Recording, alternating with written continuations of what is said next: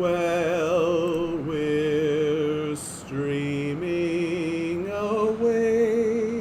We're streaming today. I hope you're doing fine. There's many streams out there to see. I'm glad this one is mine. So we're streaming, we're streaming, we're streaming today. I'm glad you're here today.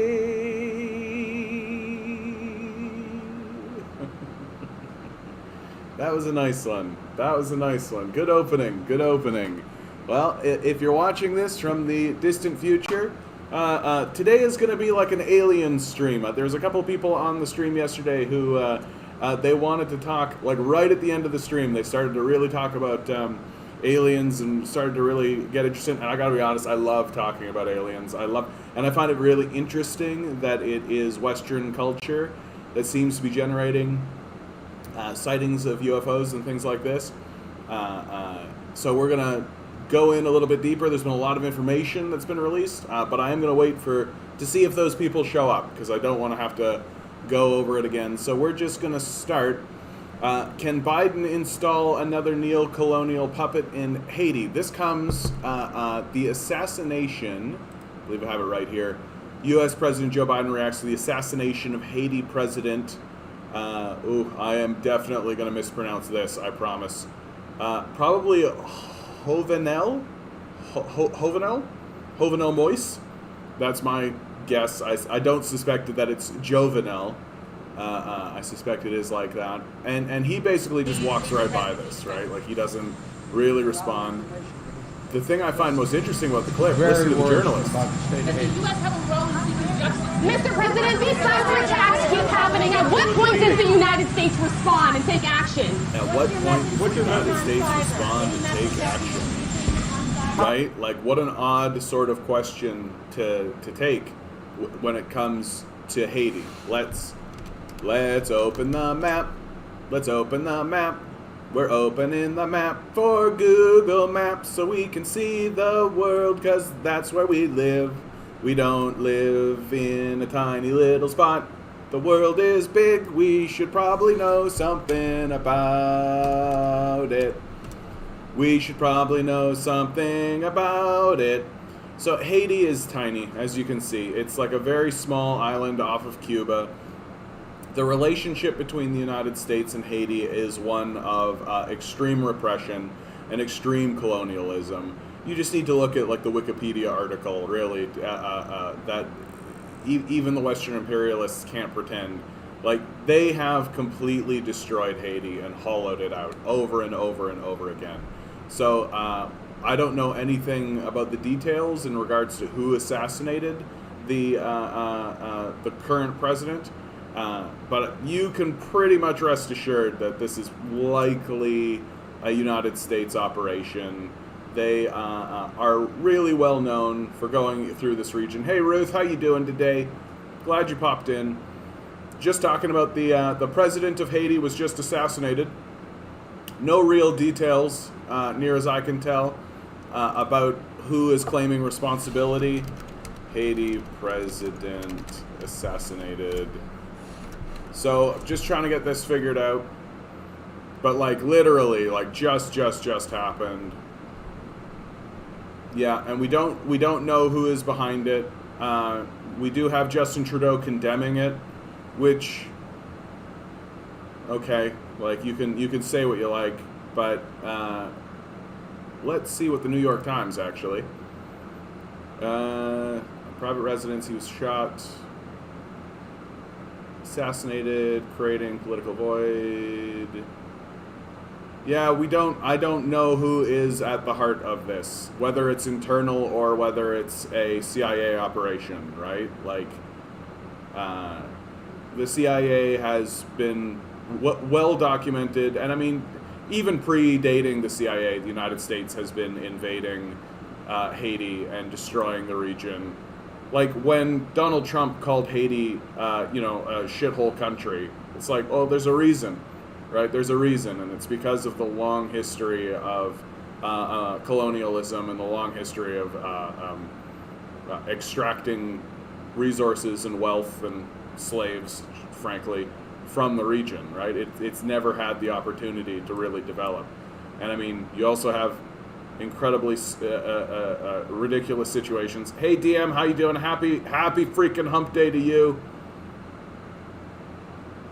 Someone who didn't want the chosen president to follow through. Yeah, I got to be straight up honest with you. I don't know that much about like the modern day goings on and what's going on in Haiti.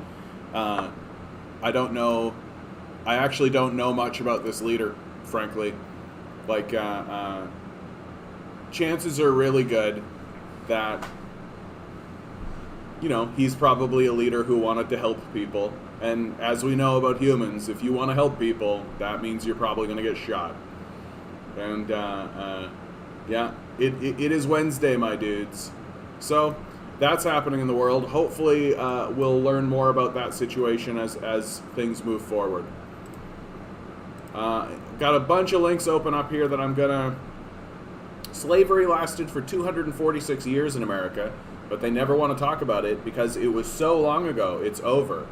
The Confederacy lasted 5 damn years, but those same folk want to hold on to the statues and flags because of the great Southern legacy. Like, that is actually, like, the heart of it, in my view. These people who are saying, like, this is your history and you need to pay attention. Like, literally, the Confederacy was, like, 5 years. And it was a 5-year failure. He was leaving and appointed somebody to take over till the election. Oh, so, like, this assassination was probably heralded. He was probably fairly aware. So he was going into hiding, I wager? Toronto City Council now considering implementing a tax on vacant dwellings.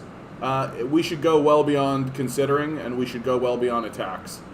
Frankly, like, I mean, I'm a communist, right? Like, oh, you have vacant dwellings? You have 1 month to fill that dwelling, or we take it. Like, that's my position. Like, stop dicking around with these capitalists. Stop acting like they have power. They don't actually have power, right?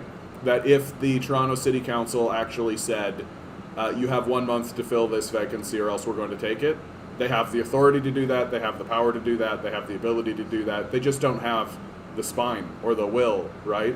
Like, we could legitimately begin electing leadership that is saying, like, these capitalists are completely worthless. Like, they don't actually do anything. They're not valuable. They provide nothing. They are just a parasite and a boil on the side of it. And all of their arguments that somehow privatizing these industries that the public rely on will improve service or anything like this is obviously a grift and a complete and total fraud and a complete lie. So yeah, we're going to expel them from the society, and if they whinge at us and say, oh, if you do that, then we'll leave, then great. Like, great. Please do us the favor. Get the fuck out of here, right? You're not building a civil society. You're not helping anybody. Get the fuck out of here. Like, I don't know why we're tolerating these capitalists any longer. I'm glad to hear that the Toronto City Council is considering implementing a tax on vacant dwellings, but we should just be taking them.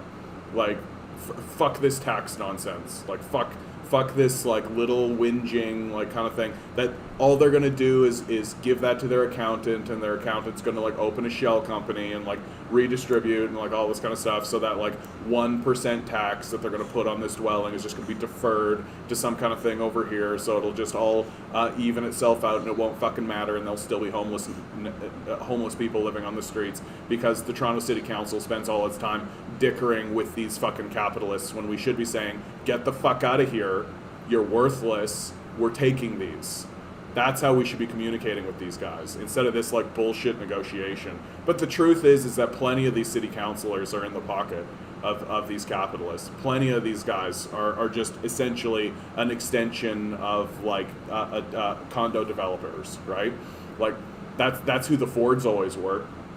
The Fords were just an extension of capital, right? And as long as the councillors who are in power are just an extension of capital, then we'll never do anything meaningful. Like it is all just going to be like a propaganda grift. Oh, we raised the tax by 1%. Oh, you've got a vacant dwelling? That means you're going to spend 1% more on taxes or 5% more on taxes. That'll all just get diffused into their billion-dollar accounts, and like it'll all just get diffused throughout, and then they'll just like raise rents on everybody else so that the 1% tax increase is not meaningful, right? Yeah, whoop-de-fuck, right? Mayor John Tory's executive committee unanimously supported a city staff recommendation Tuesday to implement a 1% vacant home tax starting January 1st, 2022. Can you imagine a more limp resolution? Like, just a more like, we acknowledge that there's a problem, but, like, how soft? Which is exactly what you expect from John Tory, right? Like, John Tory, he doesn't have a spine. But we knew that when we elected him, right? Like we knew that when we elected John Tory that he was never going to stand up to capital. Like the fact that somebody like John Tory feels that this needs to be done, right? The fact that John Tory feels like something like this needs to be done means that it is an extreme crisis of extraordinarily high level crisis, right? Because if John Tory is putting in something like this, you know it's significant. When the actual answer is to just flip these capitalists off, say fuck off, you have until August 1st to fill these spaces, or else we're getting rid of it. Like you're just not going to be part of the conversation anymore. But John Tory's not going to do that. He's too much of a coward to do that, right? Like he's as soft as you can get, right? Like he's not a sociopath the way that Doug Ford is, but he is just like, come on, guys, come on. Like that's John Tory. So I'm happy that they are admitting that there's a problem. I'm happy that they are actually attempting to address said problem, even though a 1% vacant home tax starting January 1st, 2022 is meaningless. Like it's completely and utterly meaningless. Like it's not going to do anything. It's not going to affect any change. It's not going to suddenly have a whole bunch of people. It's not going to drop prices. It's not going to do anything. Right? It's not going to do anything. Right? Like it's not going to solve the problem. It's not going to fix anything. It's just literally tokeneering. That's it. It's just tokenism. And at this stage in the game, I'm so furious with these capitalists and these sociopaths and these fucking pedophiles that like fill the space or lose it. Use it or lose it. This has become a very black and white issue for me. And on top of that, that's the only thing that I'm going to accept.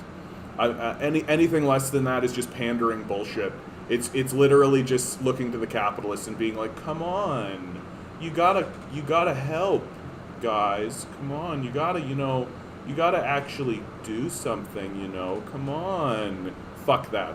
These guys are parasites. They're completely worthless, and people like John Tory are just like so soft and irrelevant.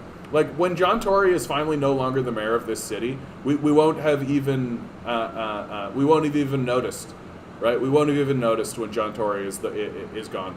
His tenure will have been just completely irrelevant. Like what did he actually do? What has he actually done for this city? He was just kind of a placeholder mayor, honestly.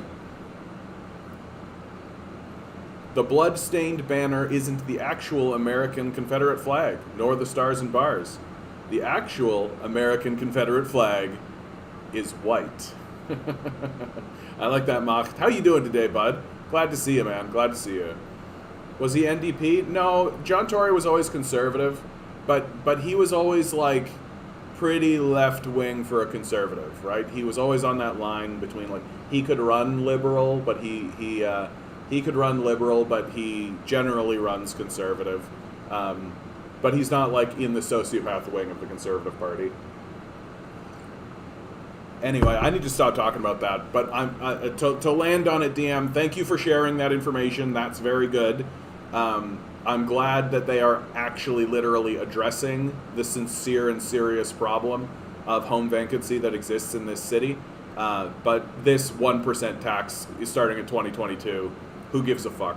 Like, it's not going to change anything. It's not going to mean anything. Like, literally, we need to just be taking these places away from the sociopaths. Like when you have a baby who is like hoarding stuff and like keeping stuff away from other people, like they have all the toys and they're not sharing the toys, right? Do you say, hey, we're gonna make you go to bed 1 minute earlier? You know, that'll really alter the way that the baby thinks about hoarding the toys. No, you fucking take the toys away, and when the baby cries, you go, no, right? Which is exactly how we should be treating these capitalists. Capitalism began in England around the 16th century. They immediately went on to colonize half the planet in search of new markets, committed multiple genocides, traded slaves, and engaged in constant war. That's my favorite, man. People come in here, especially like people with like American flags and shit, and they're just like, you don't know anything about the history of communism. It's like, yeah, says the guy who literally doesn't know the history of his own country or doesn't care. That's my favorite.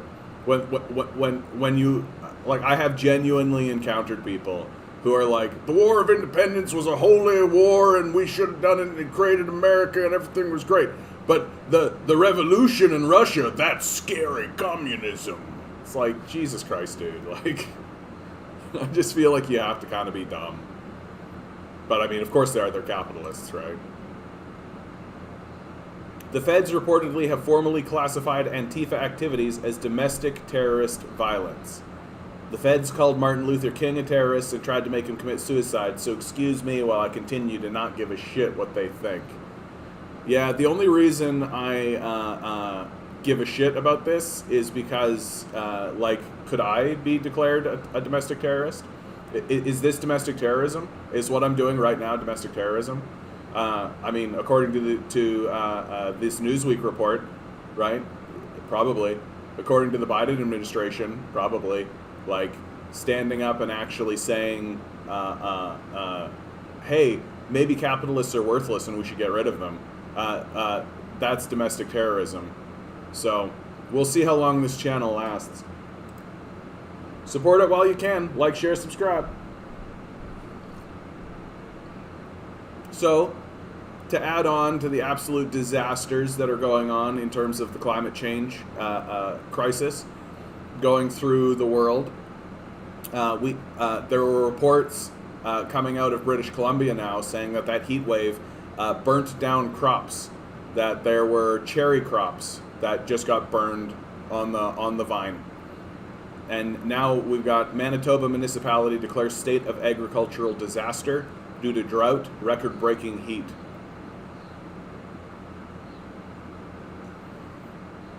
Emily Johnson told councillors that the home vacancy tax has the potential to be both an effective revenue tool to fund housing projects and stop speculative real estate investing.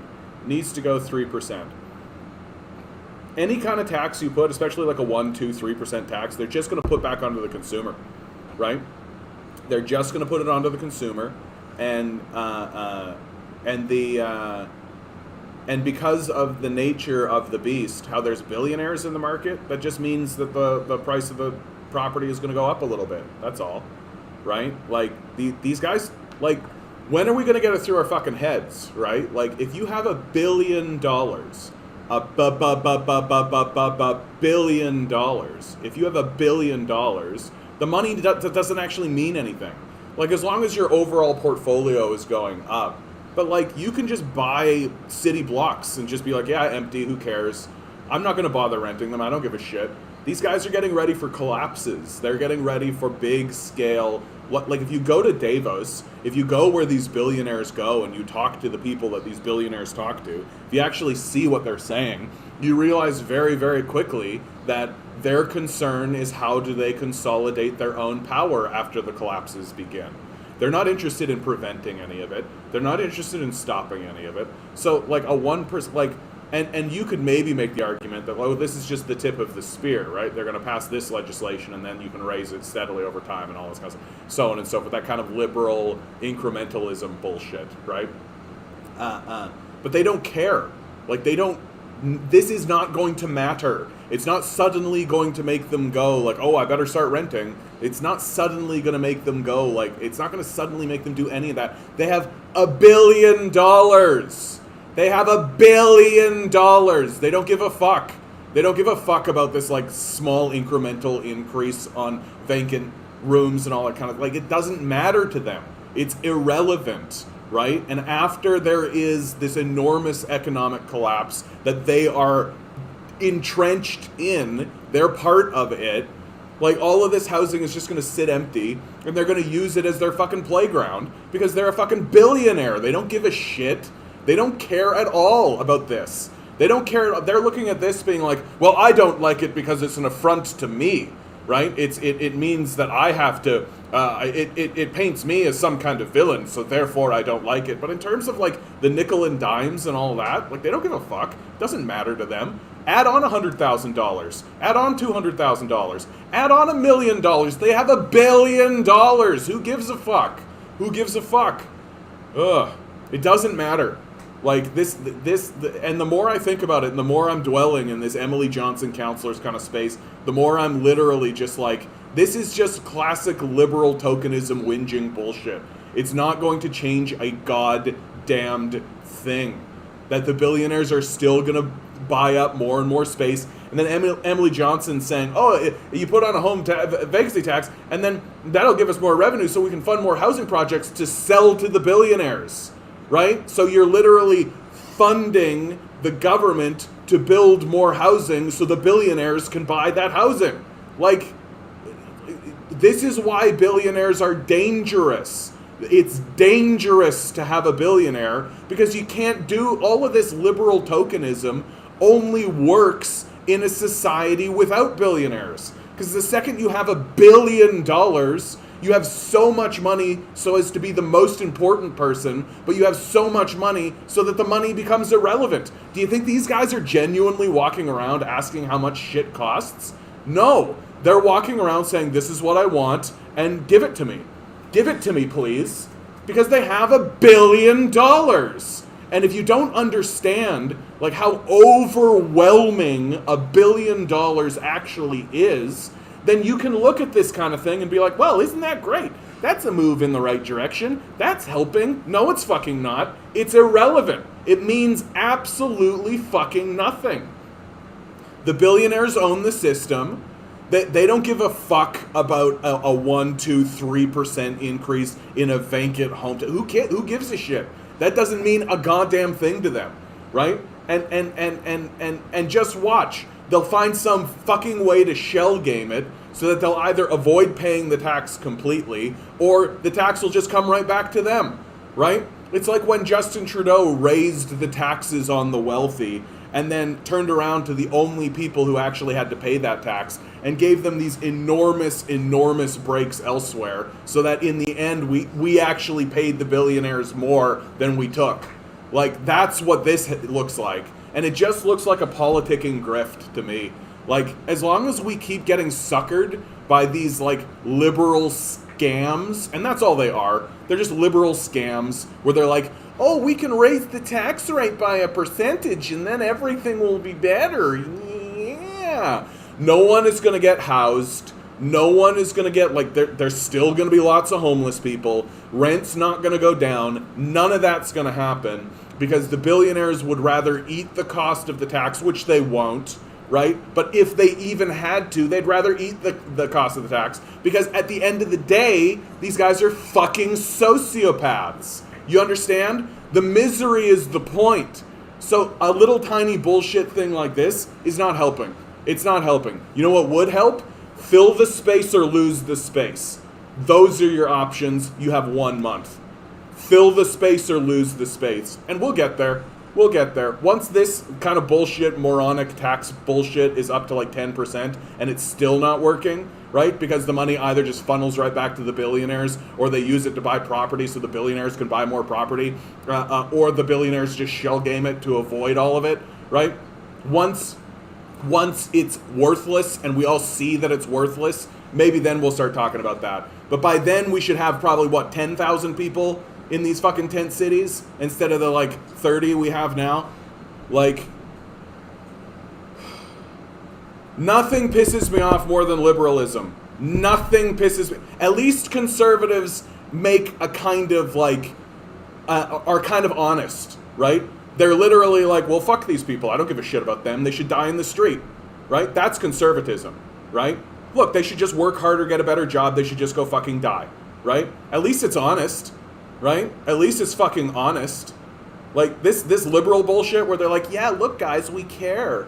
We raise tax on this by 1%. It's not going to help. It's not going to do anything, but it makes us feel good and it makes us look better so that maybe a bunch of gullible rubes out in the world will be like, well, at least the liberals are doing something. So, oh, well, we should probably keep voting for them because we got to vote liberal because we don't want the conservative to get in, because if the conservative got in, they'd act exactly the same way, except they'd be meaner. Fuck that. Fuck that. I would rather deal directly with these, rapacious, unrelenting, sociopathic conservatives than these simpering, whinging, lying, whining, propagandistic liberals. Ugh. And I would much rather just fucking take these apartments away. Take this housing away from these fucking sociopaths. Fill the space or lose the space. I don't know why this is hard. Use it or lose it. Right? I don't, this has got to be the most obvious statement that's ever been made. Instead, oh no, we're just going to put a 1% tax on it. That's going to get it done, you guys. Ugh. Hey, Onward, how you doing? I got to stop talking about this.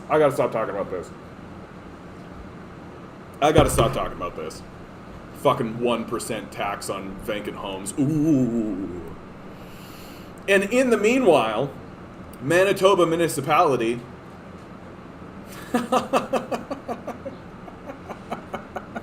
I'm so sorry, dude. I'm so sorry. I went for a walk today, got drenched in the rain, and stung by a yellow jacket. The rain's not so bad, but where? Where did it get you? Did it get you, in the head? Did it just come at you like this? I had a cicada recently. It got caught in my hair. It was just I was doing a video. I literally was just starting my video, and it just came in and Oh, that's good. That's good. Okay, I gotta actually report on this fucking story. Manitoba Municipality declares state of agricultural disaster due to drought, record-breaking heat. Relentless heat. The rural municipality of Saint Laurent in the Interlake region declared an agricultural state of disaster after the weekend temperatures reached the mid-30 Celsius over the weekend. Mid-30 Celsius in Manitoba is enormous. That's extremely high. The municipality says it receives less than 40% the normal amount of rain. Crop yields are coming in at excessively low volumes, and dugout and wells are dry or drying up. Water supply, water quality, a growing concern, while a grasshopper infestation is compounding the lack of forage. So, climate change is going to bring droughts. It's going to bring droughts in significant ways, right? Droughts mean food shortages. And all it's going to take is for food shortages to occur all at once, and we're going to have a straight-up famine on our hands because of our complete inaction. Bill Campbell, president of Manitoba's Keystone Agricultural Producers, isn't surprised. He said the Interlake is very dry and in rough space. There is probably irreversible damage to the crops, the hay, and the pastures. With this heat, there will be pod abortion, and the wheat won't be as good as it could be. It's too much stress. You don't get it back. You can't repair that at this stage in the game.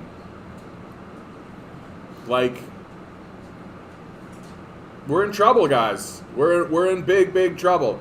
And it goes back to what I was talking about with the housing thing, right? The liberal solution is to ban straws, right? Okay, guys, we did it. We made it so that when you go to Arby's, you can't get a plastic straw anymore. Yeah, when you go to the grocery store, you gotta buy a cloth bag, right? I mean, everything's still wrapped in plastic, but the stuff that you put into the plastic bags is gone. Isn't that great? Isn't it great that we're helping you guys? Look, no more plastic bags. And we're putting a 1% carbon tax on carbon pollution that, of course, they can defer, and then, of course, they get all their money back anyway, so it doesn't matter. But we've done it. Isn't that great? Fucking liberals. Like, fucking liberals. Like, when the food shortages happen, when food prices start to spike, when everything becomes a lot more difficult, we'll all look at the Trudeau liberals and be like, thank God they banned straws. I am pissed off today. I've been having actually a pretty good day. It's pretty cool outside. Been having a walkabout. I am fucking pissed off today, man. I'm pissed off that it's just becoming really, really obvious that our leadership is not interested in resolving this. That we are just gonna straight up, boomers, that's it. Like, that this picture is kind of it, right? Like, oh yeah, there's water in the street. Yeah, Kool-Aid drinkers fall for the straw ban argument, the bootlickers. That's what liberalism is. It's just bootlicking. It's just like licking the boot of the fucking fascists and saying like, thank you, sir, thank you for keeping me rich. Like, I'm so fucking over it. I hope Grace comes in. I want to start talking about, I'm going to talk about UFOs later. We're going to get into UFO stuff. I need to talk about something other than this fucking catastrophe for a moment. So if you guys are in for some UFO conversation, we're going to be doing that probably at about 7. I'm going to start it up because I told Grace that I would wait, but I can only wait so long. Let's see what the internet is gonna bombard us with today. Let's see what the internet... Alberta Finance Minister pushes salary rollback for nurses. Who's voting for these clowns? Like, as much as like there does come a point where you have to actually start saying like, you can blame leadership as much as you want, but there does come a point where you need to start talking about your own culture and your own people. Right? Who's actually voting for these clowns? Like, you're pushing salary rollback for nurses right after they went through a pandemic? Like, what are you, a fucking psychopath? I mean, obviously you are, but... Yeah. I'm pissed too, John. I get migraines because of these capitalist leeches on a regular basis. And it kills me that there's still people walking around being like, Elon Musk earned his money. Tesla's not funded by the government. He earned all his money. Sure, his dad's an apartheid emerald miner who gave his son all the money and told him what to do to make billions of dollars, but Elon Musk earned all that money by jamming those 8-year-old kids into his cobalt mine so they could mine all that cobalt to death. That's fucking what we're dealing with. Like, that's what we're actually dealing with. Like, holy fuck. Ugh. Great to attend global meeting between CBC and 500 political parties from 160 countries. Hey, Ninetails, how you doing? I'm glad you popped in just in time for that. I did that with you in mind. No, I'm just fucking around. I am trying to get these guys on my stream. National General Strike, October 15th. I'm trying to see how much more we can spread this around, how much more we can do. Like, I even look at this, like, they got $20 minimum wage, 12 weeks, 4-day work week, environmental regulation, 15% corporate tax. That's all bullshit. Like, that's all bullshit, I think. Like, stop begging for scraps. And that's what I'm going to say to these guys if they come in here. I'm literally going to look at them and just be like, stop begging for scraps. Like, start putting on your posters, get rid of the capitalists. Like, just get rid of them. They're not helping. They are a disaster. Ugh. City of Toronto VaxTO campaign expands multilingual features, establishes call center. Yeah. Great. You know what? You gotta pause and you gotta take a look at a pizza. What do we got? A delicious pizza from Muyos in beautiful downtown Sault Ste. Marie. In the distance, St. Marie's River separates us from our sister city, Sault Ste. Marie, Michigan.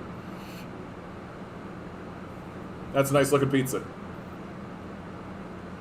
If you look up octoberstrike.com, octoberstrike.com, you're going to find it. There's also something in the Discord. If you're part of the Discord, you can take a look at it there. Oh, yeah. A little place where I relax, just a few minute walk away from my house. This isn't relaxing. There's geese here. Cobra birds.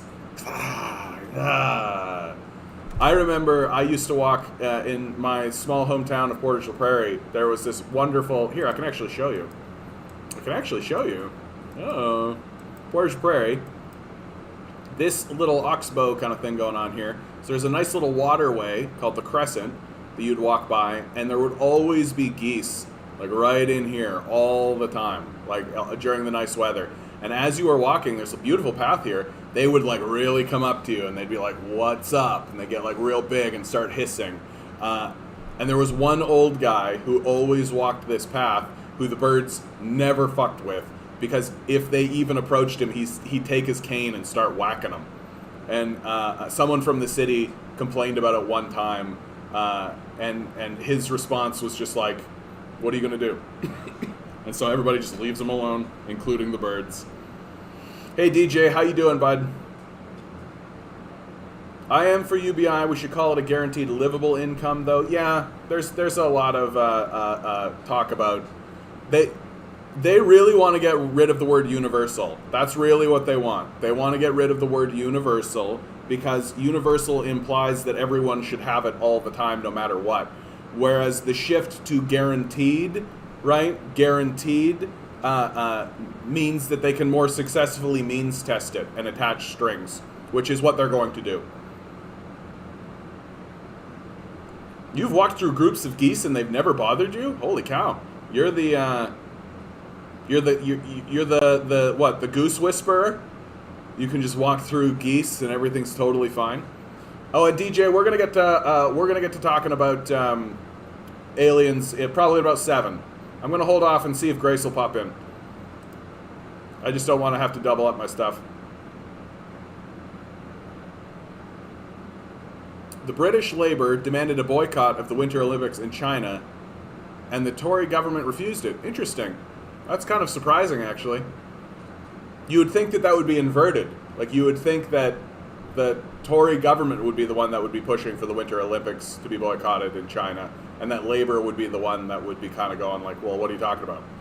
So, this is probably more tied up in business interests than anything.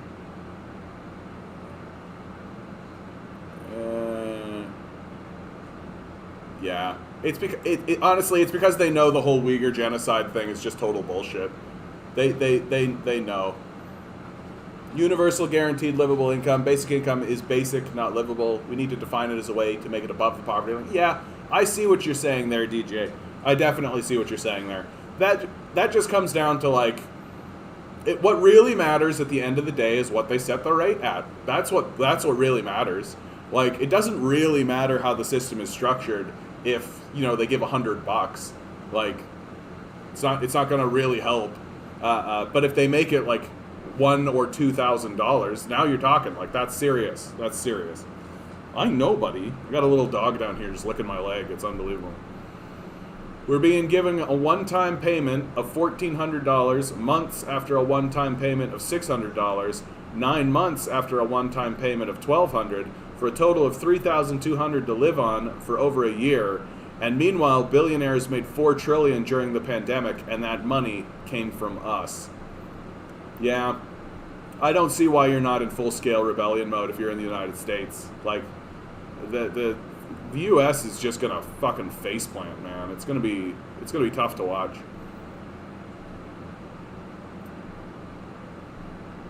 What is this? Oh yeah, of course. Can't go any deeper. Wow. They got a train going the speed of 300 kilometers an hour. That's pretty impressive. Well, if the poverty line is 20,000 to 30,000, then it should be above that. Yeah. ODSP, some including myself, living on like 10,000 a year. Yeah. No, I mean, oh, and this is a good time to mention, please consider showing up if you're here in Toronto, or if you're able to travel. Please consider showing up July 17th, 11 to 2 o'clock, Yonge and Dundas. We're going to shut down Yonge and Dundas. It's an anti-poverty rally organized by Poof, Isabella Gamp, who is acutely aware of what's going on. Toronto launching a week-long home stretch vaccine push to boost vaccination in 6 neighborhoods. Great. Feels like we're reaching the end game here with this vaccine stuff. Lots and lots of Ontarians are beginning to ask, why are we still in lockdown? Why are these restrictions still so tight? We're like sub 200 cases. We've been sub 200 cases for a little while now. Feels like, and what it really feels like is it just feels like the Ford administration, you know, when you're an idiot like Doug Ford, right? And you make a big, massive blunder, like allowing the third wave to get out of control the way he did. Well, you don't want to do that again, right? And so you're an idiot, and so you're just going to, like, hang tight and just be like, ugh. Yeah, I would go if I still lived in Toronto. I live a few hours away now, no car, no cash, or I'd be there. I hope a lot of people show up and support. I shared your video. Thanks, bud. I appreciate that. I really do. Because, like, and I know that that video received a little bit more support than most of my videos do, so I feel like people are feeling, they're feeling the crunch. I mean, the disabled people and people who are in tent cities and all this, they're the canaries in the coal mine, man. They're the canaries in the coal mine. They're the people who are sitting there. They're our most vulnerable citizens. They're the people who need the most assistance. They're and they're not a burden, right? This conservative way of looking at this is so asinine and pathetic. It is our social responsibility. It is our responsibility as a citizenry to take care of these types of people who are generated by the natural world, right?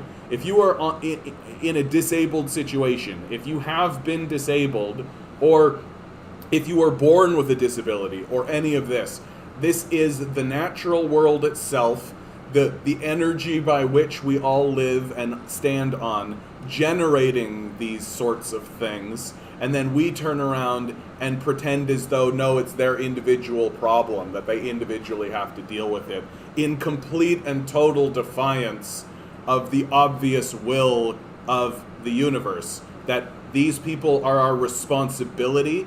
We have a responsibility to ensure their safety. We have a responsibility to ensure that they are well taken care of. We have a responsibility to ensure that they live a dignified life, that is part of the responsibility of being in a society.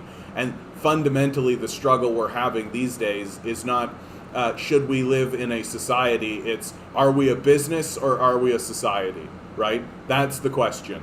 Are we a business or are we a society? And these neoliberal fascist sociopaths want us to be convinced that this is supposed to be a business, that it's just a business arrangement, right? That's what individualism is all about. That's what it's all about. It's all about just getting us to worship money and configure our society to be a business instead of a civilization or a society where we actually take responsibility for the people who need assistance, who obviously need assistance, right? Like, you wouldn't abandon a child this way, right? If you're one of these hard-nosed conservatives, you wouldn't abandon a child this way, but, oh, a person who has a disability, you can abandon them just fine, right? And still call yourself a God-fearing Christian. DJ, I totally agree with you. I called Laurie Scott MP office and tried to tell them and explain this stuff and how they're breaking the law and treaty, and if they want to work towards truth and reconciliation, they need to live up to the treaties. So the Treaty of Toronto is the dish, one spoon, and everyone is support to eat from that dish with the one spoon and shared equality. Absolutely, dude. Yeah, because white culture's done a really, really great job of upholding the treaties, right? Like, we really, really care about that. Like it's so tough. It's so fucking tough, because like there's so much delusion in the discourse, and there's so much bullshit. Like there's so much bullshit, and the bullshit has become completely normalized. Like the bullshit is totally normalized, and everybody just buys into the bullshit. And yeah, that's fine, DJ. My spelling's not that great either. Ugh. I can't believe this. Alberta finance minister pushes salary rollback for nurses. Fucking embarrassing. Ugh.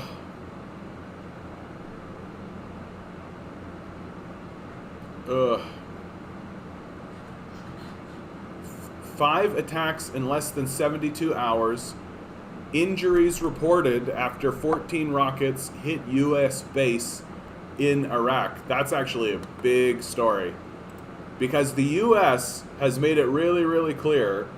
I have heard of the Extinction Rebellion. Anything new coming out of that war?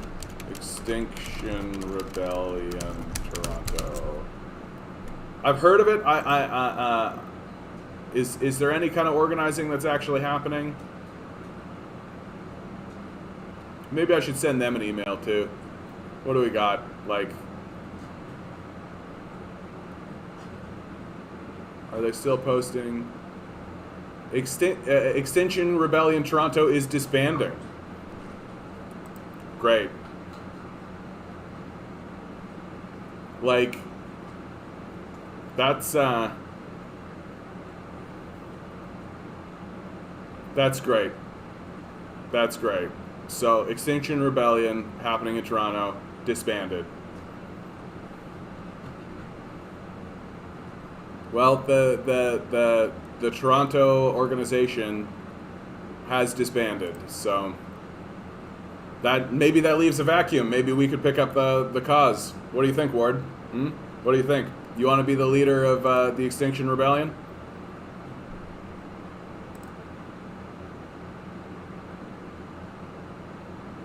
So this story here, 5 attacks in less than 72 hours,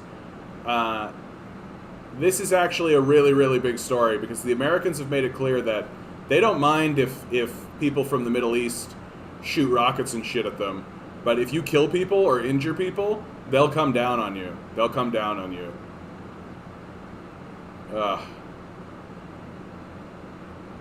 This week's incident marks about 50 attacks against U.S. interests in Iraq at the moment. It's believed less than 3,000 American troops remain.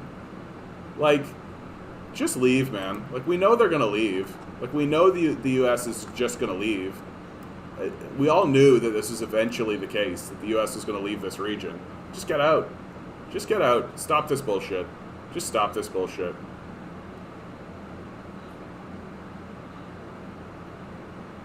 Yeah. Oh, jeez. This is what constitutes spiritual guidance in America. Here we go. This is going to be some crazy shit right here. Just watch this, man. This is going to be some crazy, The like... following video excerpt is from a sermon John Hagee gave on March 16th, 2003. It was broadcast internationally on Christian networks and sold as part of a 3-sermon VHS cassette series. Fourth Reich, led by the Antichrist. It's coming. I believe the Antichrist will come out of Germany. I don't have any Bible proof for that, but I know that history has a strange way of repeating itself. Let's talk about the personality of the Antichrist. What is he like as a person? Because Daniel gives his personality portrait in the Bible so that you can't miss him. Imagine walking around in the world talking the way this guy talks. And then we find out we're gonna go down into the south. You guys want to go get some McDonald's? I'm gonna get myself a Big Mac meal and supersize it with a Coca-Cola. What do you want? You want a quarter pounder with cheese? A quarter pounder with cheese, you say? I know, buddy. I know. like. This is what has happened to, like, the... Okay, I scared my dog with this. One second. I know, buddy. I know. Evangelicals are terrifying, buddy. I know. Evangelicals are scary, aren't they? Milo, he's swimming away. He's terrified of evangelicals. He's scared of them because they're scary people. Scary people. Here's what's scary about a guy like this, right? Like, what's scary about guys like this is that they actually do believe this shit. Like, many of them don't, right? But there is a lot of them who genuinely do believe this shit. Like, when, I believe it was Gorbachev, the Russian leader at the time, he met with Reagan, and Reagan got into some of this shit, right? Reagan was an evangelical, right? He believed a lot of this stuff, and he walked away from these conversations saying that Reagan is insane, like he's lost his mind. And there's this shit exists in the cultural consciousness, like it's here, it's deep. Like, where do you think QAnon came from, right? QAnon has just secularized this First, shit. his power will come directly from Satan. His power. Daniel, the 8th chapter and the 23rd verse says, and in the latter times, the time of the tribulation, a king shall arise having fierce features. Understand that. Who understands sinister schemes. His power will be mighty, but his power will not be his own. He shall destroy fearfully, and shall prosper and thrive, and he shall destroy. Always weird that verses like this seem to adhere to brown people, eh? Always weird that when we're talking about the AntiChrist, this man is a honey ham come to life. That is exactly right, dude. That is exactly right. Just like if okay, down you go. Ugh. He secretly plans to start a war so he can pollute these countries with McDonald's and rich fat people. Yeah, exactly. Like, and like, look at this guy's suit. First of all, okay, one, never trust a man in a suit. Just never trust a man in a suit. And two, never trust a man in a suit that's not black or blue. Okay? If a dude is wearing a suit, he's trying to convince you to do something, right? Or he's trying to convince you that he's something other than what he isn't. But if he's wearing like a red suit, right? Or a purple's the worst one. But if he's wearing like a yellow suit, any of that is a person who is not to be trusted. That is a person who is not to be trusted at all. Ugh. Don't trust. And like, suits themselves are so fucking idiotic. That's right, Ruth. Jesus was a brown person, right? And these types of people would absolutely despise Jesus. If Jesus was in front of them talking to them, they would absolutely despise him. Okay, so let's talk very briefly about the fashion of the suit, because it's absolutely comical to me. Like, look at him. He might as well be wearing like a pot, like a pot or a pan on his shoulders, right? He's wearing like pots on his shoulders to make him look like he's bigger than he actually is. And then every one of these guys walks around with a noose around their neck, right? They walk around with a fucking noose around their neck. Is that so that their owners can grab hold of them? Or is that so that when we finally do have the uprising, there's just something built in, right? Like, I don't understand. What's with the noose? Why did you put a noose around your neck? Like, it just seems counterintuitive. The mighty and also the holy people. There are five things you need to see there. First, he has fierce features. That translates almost hypnotic features. If you remember history, people said to those who went in to talk to Adolf Hitler, don't look him in the eyes. And this is all this is all just like babble, right? This is all just disconnected nonsense babble, right? It's not coherent. It's absolutely nonsense, right? It's just babble. And yet somehow people like this, well, I shouldn't say somehow. We know exactly how. You take people who have been disenfranchised, who are isolated, right? You give them a community, and then it doesn't matter what you say to them, right? Like, because this is their only community. This is the only place they have, right? And it's led by just insane, crazed idiots like this, who incidentally are deeply entrenched in the American political system, which is terrifying. Ugh. And like, honestly, and what's so funny about these guys, I shouldn't say funny, but like, what's so interesting about these guys is that the number one way to actually defeat them, to actually be like, you're a deluded, crazed moron, is to actually read their Bible, right? Pick up your Bible. Everybody should, you can get these for free. You literally can get a Bible for free. Like, if you go to a church and you ask for a Bible, they'll just give you one, right? Like, Bibles are everywhere. They're completely free. And if you actually read the thing, if you actually sit down and go like, well, in the beginning, right? And if you read some of this, like Jeremiah, Job, any of this kind of stuff, this book itself will let you realize that these guys are like psychopathic grifters. Just read this thing. Like, it's and the great tragedy of American politics and North American politics generally is that we've ceded the authority of the Bible to these fucking delusional idiots, right? Like these delusional losers, or the Torah, like, that's fine, I don't judge. Read the Quran, right? Like, that's beautiful. All of it's beautiful literature.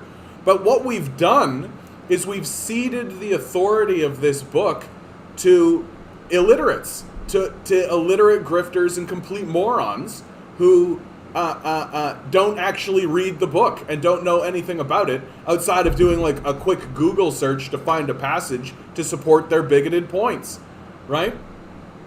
Like, read the thing. And read it as a secular document. That's another thing, right? Don't read this as if it's like you're going to open it and suddenly light is going to shoot into your face and then like Jesus will come down and like bestow wishes and all that kind of shit. Read it like you would read Harry Potter. Read it like you would read any historical document, right? Read it as a secular document, and you're going to find out pretty quickly, one, it's actually brilliant. Like, it's actually brilliant. Like, it's a brilliant book. That and each book in it is its own book. So it's a brilliant collection, right? It's brilliant. It's artful. It's poetic. It's passionate. It's full of hilarious and interesting stories. It's full of passion. Like, if you read the New Testament and you simultaneously learn about like Roman history at the same time, and you see how these two things kind of connect and interact with one another, it's brilliant. It's absolutely fucking brilliant. And these guys are the people we've ceded this to. We've ceded this ground to these losers, these fucking morons. Like, no wonder our society is in freefall collapse. We've taken our cultural document and allowed the white supremacists to have it. Like, fuck. Read your Bible. Ugh. Alberta glacier melt about 3 times higher than average during heat wave. Glaciologists. How do you say this? Glaciologist. I did it. Glaciologist. Boy, is that a pain in the ass. Yeah. So, like, get ready for it. Get ready for it, boys and girls. Like, the sea levels are going up, right? So all of the coastline is going to be devastated.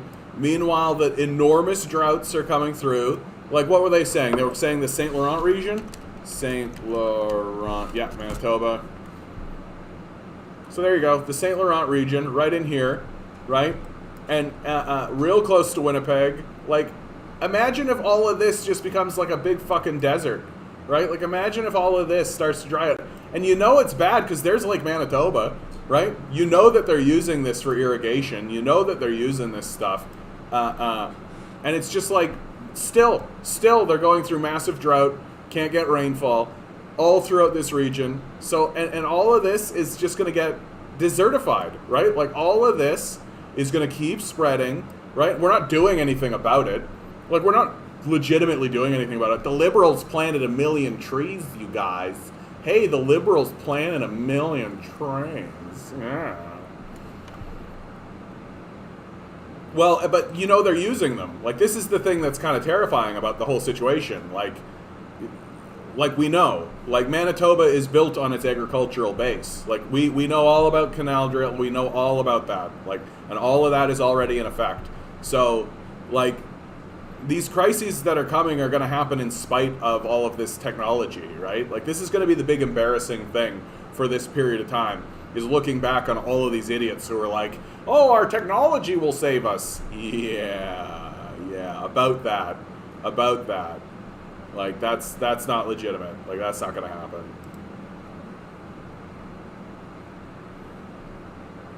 And like, Alberta glacier melt, and all of these glaciers are going to be melting way fast. I'm reading, I finally actually sat down today and cracked open Naomi Klein's new one, right? The Burning Case for a Green New Deal. And she's being very, very thorough. She's being very thorough and very specific about how, where was that one passage?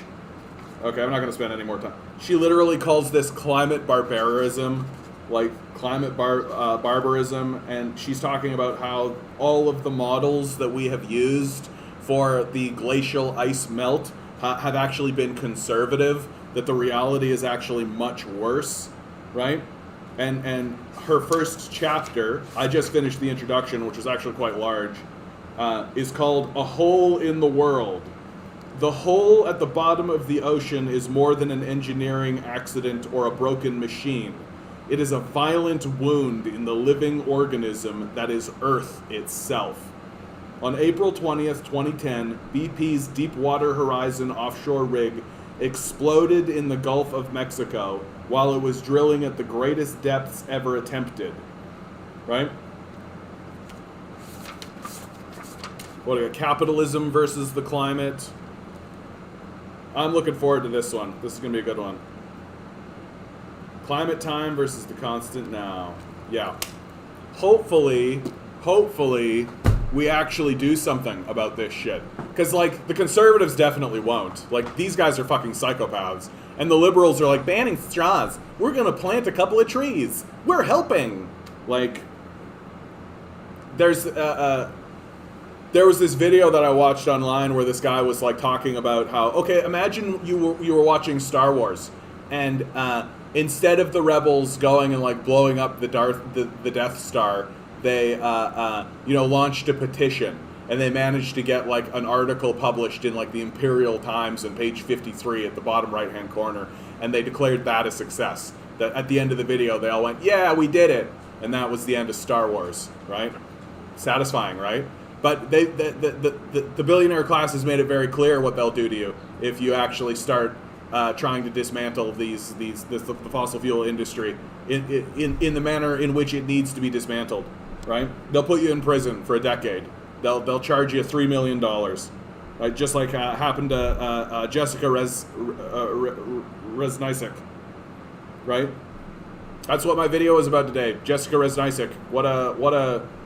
I hope that they make films about her. I hope that they tell stories about her for decades, because, like, what has happened to her is a travesty. It's an abomination.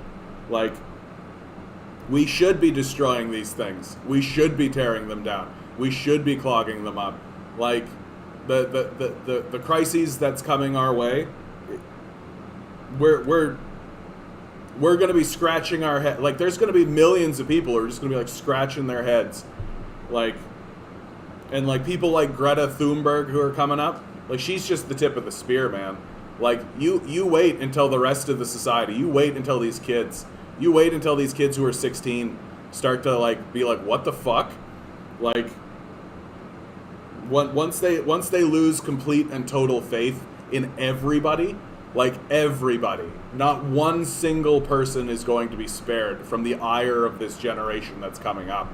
And when they realize how thoroughly they've been abandoned, once they realize how the extent to which we have abandoned them, they are not going to be nice about it.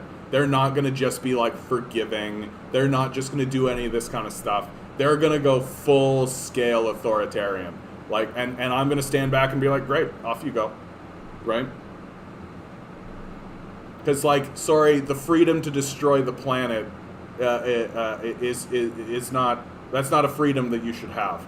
And that's what these capitalists are always talking about when they're talking about freedom. Like, no, you're infringing on our freedoms to destroy the planet and habitable life. Okay. And then they'll pull the switch, and the board will go out from under, and then the rope will tighten, and we'll all look and move on with our fucking lives. Canada needs over 23,000 blood donors this month to meet urgent demand. This is actually not surprising. This is not surprising to see this, because like the pandemic put like a full stop to like lots of basic things, and so like getting blood in the middle of this pandemic, probably not really a thing. So this is something I should consider doing. I should consider going down and getting my donating some blood, and as should we all. Hopefully, if this was a serious issue, of course, if this was a serious issue, one would think that our government agencies would actually start some like blood donation drives or any of that kind of stuff. But our government agencies are so enthralled to the corporate state and corporate power, so we'll end up having to sell our blood. That's what it'll be. We'll end up selling our blood, and our blood will become a commodity, right? Just like everything else. And you can't just donate blood. No, you gotta do a for-profit thing, and then it'll turn around and somehow we'll end up getting charged for it. Like we'll get charged for donating blood.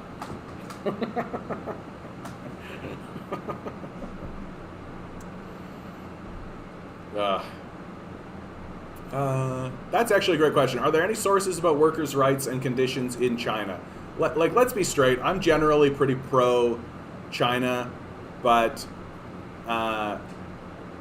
like they do have a little ways to come when it comes to workers' rights and things like this.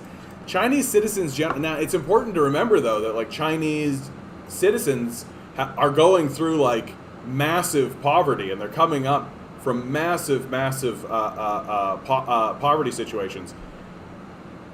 They have all the blood drives, but it seems like most of the blood gets sold to Pharmatech before used by people in need. Yeah, that's what I'm talking about. That's some good capitalism right there, baby. Yeah, we can't help people who have been in accidents and shit like that. We got to sell it to pharma so that they can, I don't know, build a clone army to replace the workforce, right? Like that kind of crazy bullshit. That's going to be Elon Musk's solution, right? He's going to shoot clones at the moon, and he's going to shoot clones at Mars, right? And if you guys have never seen the movie Moon, high recommend watching the movie Moon. I won't spoil anything or go too much deeper than that, but it's a brilliant. I believe his name. It's not Sam Kinison or Sam. Is it Sam? It's essentially a one-man show. Moon movie. Who? Sam Bell. Come on. Who's the? Just give me the actor. Story by, music by. Duncan Jones, written by Nathan Sam Bell. Sam Rockwell. I knew that. So Sam Rockwell. It's essentially a one-man show where Sam Rockwell plays a man who has been sent by a corporation to to be the only person manning a moon base, and Kevin Spacey voices the robot companion Gertie, and of course, as it unfolds, dark secrets are revealed, and so I won't go any deeper than that. But really, really brilliant film. Really, really brilliant film. Like science fiction at its best. Science fiction at its best. Really, really worth a watch. And yeah, I won't bother with this conversation. It's fine. Yeah, NATO's new Cold War is dangerous to all. Yeah, and it's like being inflicted on us. Like this is the thing that's annoying about this Cold War. Is like, does anybody actually want to have this Cold War? Is it actually useful? Like, what's the point of it? Like, really? Can somebody explain to me what is the point of these rising tensions between the United States and China, outside of the United States just being like, we're the biggest, we're the best, us, that's all it is. It's literally just the U.S. just being like, and like, could we maybe not? Could we actually be an adult? Could we actually, like, no, of course we can't be an adult. If we were adults, we would never have invaded the Middle East, right? We would have never involved ourselves in this absurd, ridiculous conflagration in the first place. This crusade that we've inflicted against the Muslim world. We would have never involved ourselves in that if we were adults. No, we're stuck in these, like, childish fantasies where we can genuinely believe, like, yeah, we're the kings. We're in charge of this place, and we're the rulers, and we're gonna be the dominant force for a million years. Like, it's like this complete hysteria and this total, like, self-adulation that only, like, only a little child can really do, you know? Like, if we were fucking adults and we were actually like, okay, like, it's pretty unlikely that we would become, like, a dominant force and like all of this kind of, like, all this fairy tale narrative that we say about ourselves. So why don't we just, like, build this place? Like, here's a narrative that an adult would say, right? We're all gonna die. Like, we're all gonna die. We are temporary beings living in this quantum energy. So the most sensible thing to do is build our society up so that the next generation can inherit it and continue building the society upwards, right? That's a narrative that an adult would say, that we should be building a society so that the next generation can inherit it and continue building on this project of prosperity, right? That's an adult, right? This let's go over here and blow this place up and we'll have a Cold War with China and all this kind of stuff. It, like, sounds like a little kid with a video game. Like, literally, just sounds like a fucking little kid playing a little video game, being like, oh, China's a threat to my authority and my supremacy. I'm gonna build a whole bunch of bombs and blow it up. Sir, should you maybe think about your crumbling infrastructure and maybe think about building your society up? No! We need to build more bombs! Drop them on Syria! Like, we are ruled by sociopathic children. Like, it's the only thing that makes any sense whatsoever. And like, the conversation of, like, hey, should we maybe, like, build infrastructure? Should we maybe give a shit about, you know, not even just the next generation, but even ourselves? No. Fuck that. Fuck that.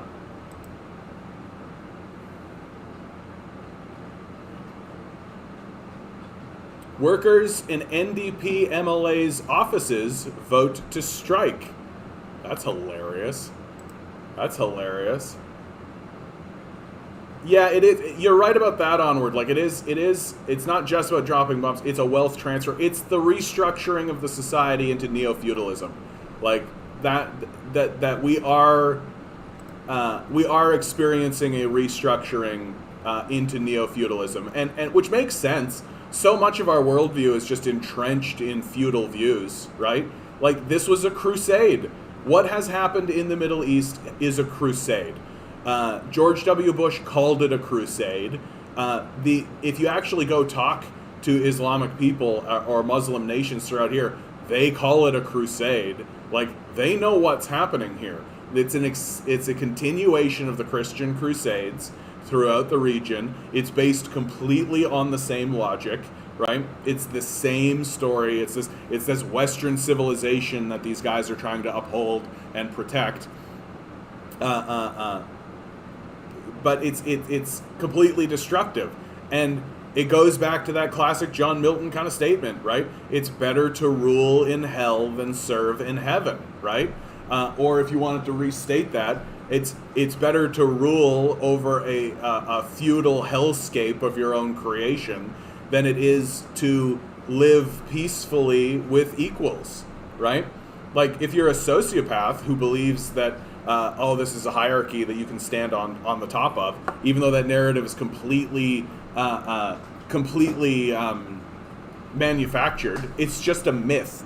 It's a fairy tale that these guys tell to themselves to absolve themselves, right? That, oh, it's not that I'm a sociopathic nightmare capitalist. It's that there's a hierarchy that and I'm just doing my best within the hierarchy. So I can justify all of this violence and exploitation and destruction because this hierarchy definitely exists, even though there's literally no evidence for it except lobsters. Like, it's embarrassing. Yeah, and I'm not sure what Western civilization in America we're preserving, right? Like, exactly. Like, what exactly is it we're preserving? Like, we're preserving the right to bomb other nations? Seems like something we could get rid of. Seems like something we could pretty safely do away with, right? And even more than that, seems like something like the guys from this book would be relatively happy with, right? Yeah, the Chuck E. Cheese across the street from Starbucks. Yeah. Yeah. Hey, wait a minute. Chuck E. Cheese is a goddamn national icon, sir. How dare you go after the great Charles Edward Cheese and say of him anything that would denigrate the fine spirit of the hardworking people of the nation of the cheeses, right? That's why they say, give your heart to Jesus, right?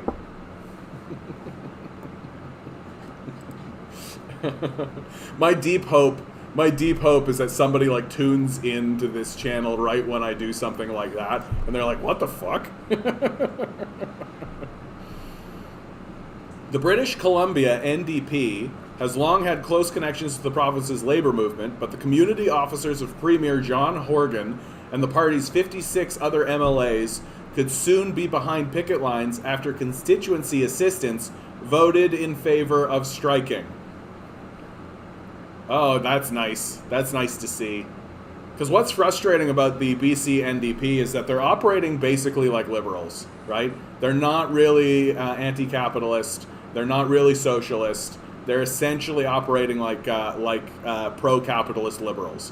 And I'm glad to see that there's a strike coming in on these guys. The collective agreement for BC NDP constituency assistance is negotiating with the caucus. Bargaining began last September, took a pause during the provincial election. Oh, amazing. Under their last contract, they're paid pretty well, though. Like, I would accept that pay. That's a good pay.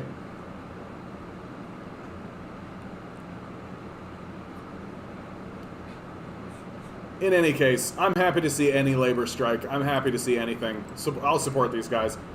Let's go. I went to Chuck E. Cheese one time when I was a kid because my dad, I like harangued, because I saw it on TV, right? The great capitalist propaganda tool, propagandizing children. And so I used the whine factor, which, by the way, the whine factor is in the corporate documents. They want children to whine at their parents, right? So, again, capitalist propaganda at its finest. So I whined to my parents until finally my dad broke down and we took a family trip to go to Chuck E. Cheese's. And the experience was so bad. Like, it's shitty. Like, it's really, really shitty at Chuck E. Cheese's. It's literally like a barn where there's like a dirty, grimy ball pit that they never clean, right? Just full of Band-Aids and bullshit. All the tables are all broken and bullshit. If there is the animatronic thing, it doesn't really work. It's total nonsense bullshit. The best part of the Chuck E. Cheese is that there are arcades, right? That it's an arcade. But the thing about it is that in my hometown of Portage Prairie, there was a pretty nice arcade, as arcades go, just in the mall right across my school, right? And so I was at this Chuck E. Cheese and I was like, what's the big fucking deal? Like, and then we were like, okay, let's get a pizza. And the pizza was crap, like really, really bad. And like literally at the end of the experience, I can remember my dad just being like, so, how was that? And I was just like, wow, it sucked. That's bad, right? And I should straight up call and apologize. Kids don't apologize for shit. But I should call him and be like, hey, Dad, remember that time that we took like the family trip into Winnipeg, which is like an hour and a half to go to Chuck E. Cheese. Yeah, sorry about that. Like, Chuck E. Cheese is just like exactly how capitalism is, right? That they front load it with their dumb propaganda against your children and people who don't have the wherewithal to actually realize that they're being heavily propagandized against. And then you go have the experience, and it's total fucking bullshit. Everything's the cheapest grade it can possibly be, right? And because it's like where a kid can be a kid, all their games sucked, right? Like, I was playing like fucking Mortal Kombat, dude. I was playing like video games, man. Like, all their games are just like bubble bobble. Like, fuck you. New playbooks by Toronto Board of Trade City set stage for reopening of office towers. Yep. Reopen those office towers. Everybody got to come back to work so that we can continue paying rent for these spaces we don't need, because you can do the job from home, right? Like, we're a fucking embarrassment. Like, stay home, don't pay rent to these fucking losers, right? Make them actually convert these into what? Housing. Oh my goodness. And then have them fucking rent that housing to people. Drop the fucking rent. Nope. Can't fucking do that. Got to make sure that people have to commute 2 hours one way to sit in a cubicle doing a job that they could do in their pajamas at home, so that you can pay rent to these fucking skyscrapers. Like, we are an embarrassment. Like, we as a people are a complete and total fucking failure. Our society has failed. Like, literally, a skyscraper that should be for housing is instead being used to jam people after a fucking 2-hour commute to sit in a fucking cubicle so that they can do less work than they would actually accomplish just by staying at home. Like, fucking embarrassing. Fucking embarrassing. Like, if we actually had a centrally planned economy, we would look at that and be like, no, go fuck yourself, capitalists, get fucked. Right? I don't give a fuck about your stupid rent. Get the fuck out of here. Like, the amount of, like, people just wedging themselves in and causing problems in our society so that, what? So that what? They can have a bunch of money offshored in their offshore accounts? Like, and then go to Jeffrey Epstein's pedophile island? Like, fuck no. Why? It's stupid. And we should be embarrassed as a people. Like, we should be. Like, it's an embarrassment. How one Twitter account is working to make Toronto washrooms more accessible. That's a big thing that I noticed over this pandemic. Where are you supposed to pee? You can't go anywhere because you can't pee, right? I literally went to a rally last week, and somebody there asked me, like, do you know where I can go to pee? And I'm like, no, I don't. And they're like looking around, they're like, okay. And they like dart into a back alley. Like, that's not great, but like, what are you supposed to do? What are you supposed to do? Are you fucking serious? PragerU, climate change is saving lives. This guy should go to jail. This guy should be arrested and go to prison. This kind of overt, dangerous propaganda, this guy should be arrested. He should go to prison. Until people like this are arrested and in jail, I do not believe that we are effectively combating climate change. That is my litmus test. When there is a government in power that is arresting people like this and putting them in prison for their like high-level Nazi scale propaganda, only then will I genuinely believe that we are actually even attempting to tackle climate change. Like, this is fucking bullshit. How long? Right, so I don't 4 usually minutes? make And response this guy's like great. this, but I figured I would bring to you guys this clip from Dennis Prager, who is the founder of Prager University, which I'm sure most of you guys already are aware of what they do. They're basically just a right-wing propaganda outlet, and they've really become more and more influential as the years have gone on. Even now, some like schools and stuff will be including their videos as part of their lesson plans and stuff like that. So their reach goes far and wide, and it's because they have a bunch of billionaire funding, which we're going to get into in this. But I have a clip here that really just is perfectly an encapsulation of not only how stupid their content actually is and their founder actually is, but also just what their incentives are, what the structures that are around them that pressure them to take certain positions on certain issues. So here is Dennis Prager explaining to us how actually global warming and climate change is not something we should worry about because it's the cold that is the actual only problem. Just want everyone else to live by these standards, And they themselves will fly in jet planes, live in large houses, and reproduce, while their centralized command and control by intellectuals continues to be a failure. Well, that's Al Gore. You just described Al Gore with his... And a lot of these leading environmentalists, flying in private jets, using far more energy than anybody else. Now, I happen not to care. If there's one piece I'd like you to read from the year 2021, it's Bjorn Lomborg's piece that just came out in the LA Times, amazingly. No, USA Today, amazingly. And how so many fewer people are dying because of climate than ever before. Because the great killer is cold, not heat. So global warming has actually been saving lives. But the left doesn't care about saving lives. They care about disrupting civilization because of the deep boredom in their soul that comes from the religionless lives that they were raised with. That's what it is. Give me purpose. I was raised... That's what it is. Everything that guy just said right there is psychotic. This guy is a psychopath, right? Like, this guy is an outright, overt propagandist, like on the same level as the Nazis, psychopath. Like, just take the truth, completely invert it, lie your face off. Holy cow. Like, oh my god, like, I feel like I actually do have to fucking go through this. Planes, live in large houses. Yeah, we don't need to listen to this. Wow, continues to be a failure.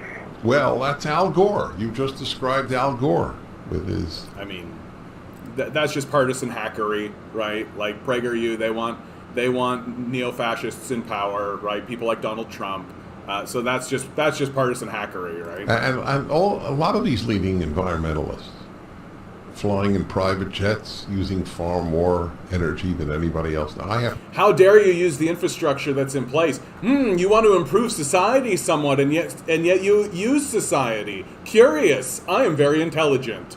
That kind of commentary should just, like, absolutely wipe you out as an intellectual, right? Like, it's an embarrassing, idiotic thing to say that you can only say to other idiots. But not to care. If there's one piece I'd like you to read from the year 2021, it's Bjorn Lomborg's piece that just came out. Okay, bud. Let's do it. Bjorn Lomborg. Let's not bother. Let's just do a Wikipedia. Find out very quickly. A think tank director. Oh, okay. So the Copenhagen Consensus Center. Let's find out about the Copenhagen Consensus Center. Tied to blah blah blah. Recently has refocused excessively. Okay, but what's it do? Activities. It promotes cause prioritization for global human welfare concerns by synthesizing expert opinion and research in the field of... Okay, this is going to be like a far right... Yeah, they're not being explicit. I'm not wasting any more time on this. This fucking... Your source is probably a far right fascist, dude. In the LA Times, amazingly. No, USA Today, amazingly. And how so many fewer people are dying because of climate than ever before. This is a bald-faced lie. Like, this is a bald-faced lie. You have to be a delusional psychopath to say this out loud, right? You literally are either completely deluded out of your mind, you don't know anything, or you are actively lying in order to delude the discourse. Neither are good. Because the great killer is cold, not heat. And this moronic framing, right? That like, oh, it's global warming, and so that'll mean that it's going to get... No, dude, it's about extreme weather events. That the winters are actually going to get also quite extreme, right? That's these fucking rural morons walking around being like, it's cold today. So much for global warming. Fucking morons. So global warming has actually been saving lives. But the left doesn't care about saving lives. Fucking, this guy's a barbarian, right? Like he's literally like a psychopath who's trying to murder as many people as he possibly can, looking at the people who are saying, please, we'd like to live in a society that's not going to burn to the ground. And he's saying the left doesn't want to save lives. Like, you have to be completely detached from reality to say this. They care about disrupting. Like, Martin Luther King didn't care about saving anybody's life, but yeah, for sure, right? Like,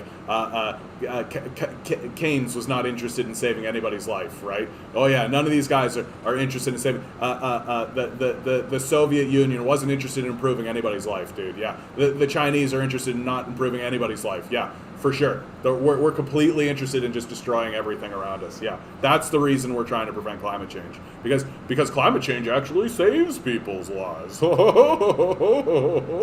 Civilization. Because of the deep boredom in their soul.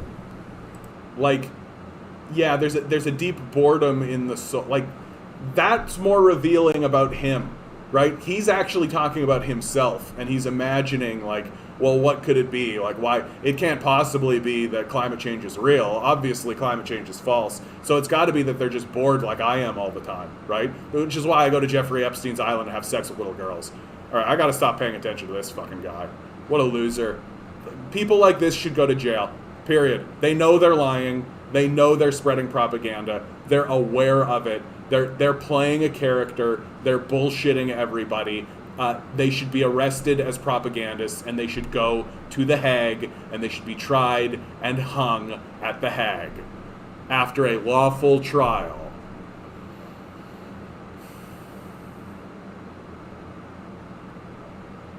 BC man guilty of killing Abbotsford teen sentenced to life without parole for 16 years. All right. That seems like a small amount of time, honestly. Seems like a small amount of time. Yeah, pray on you, university. That's exactly right, Matt. I didn't say, hey, how you doing, Matt? My neighbor, a government climatologist, has very interesting government commissioned projections for 2080. We're not going to make it to 2080, dude. Like, the way this is going, we're not making it to 2080. How? How do we possibly make it to 2080? Like, the fucking sun is going to scour us from the fucking from this plane of existence. Like, if we make it to 2050, I'll be blown away. I'll be absolutely blasted if we make it to 2050. Like, the way that we're acting, the childishness, the high level delusion, the fact that we allow these fucking PragerU psychopaths to actually clutter our discourse with nonsense. Like, literally, this guy might as well have just stood up and said, the Nazis were actually good, really. That they actually really helped a lot of people when you look at the numbers, right? Like, think about all the good things that the Nazis did. That's essentially what this guy is doing. Being like, yeah, the real problem was the communists, you know? Hitler was really trying to spread the good word of Western civilization. And if they had just let him take over Russia, it would have been so much better for the Russians, right? Think about how many people, how many Russians died fighting against the righteous Nazis, right? Like, that's essentially what this guy sounds like to me. Yeah, oil reserve, like, Toronto will be frozen less. But that's, like I say, like, global warming doesn't necessarily mean, yeah, crop troubles, you know it, Grace. Oil reserves are projected to be depleted by 2040s. Yep. And, like, maybe we'll make the pivot into solar, right? Maybe we'll get our head out of our asses and actually start funding this shit. Maybe we'll actually do something valuable. Maybe we'll actually do any of that. But, like, then we also need to confront the torture system we have with the animal industry, right? So, like literally burn, like, we so much of this all comes down to take the capitalists, throw them away, do anything else, right? All right, Grace, you're here now, and I promised you yesterday, UFOs, UFOs, UFOs. UFOs. Let's see if we can cleanse the palate. Let's have a little palate cleanse. What do you guys think? Like a little like, ooh. Okay, I'm gonna go use the washroom. Chair stream for just a moment. Chair stream. It's time to look at the chair.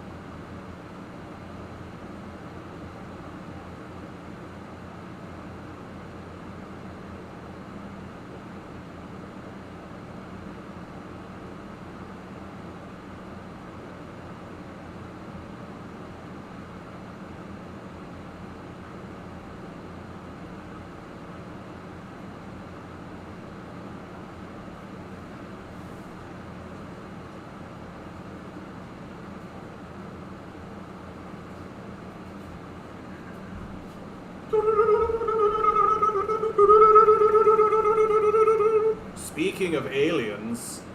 Okay,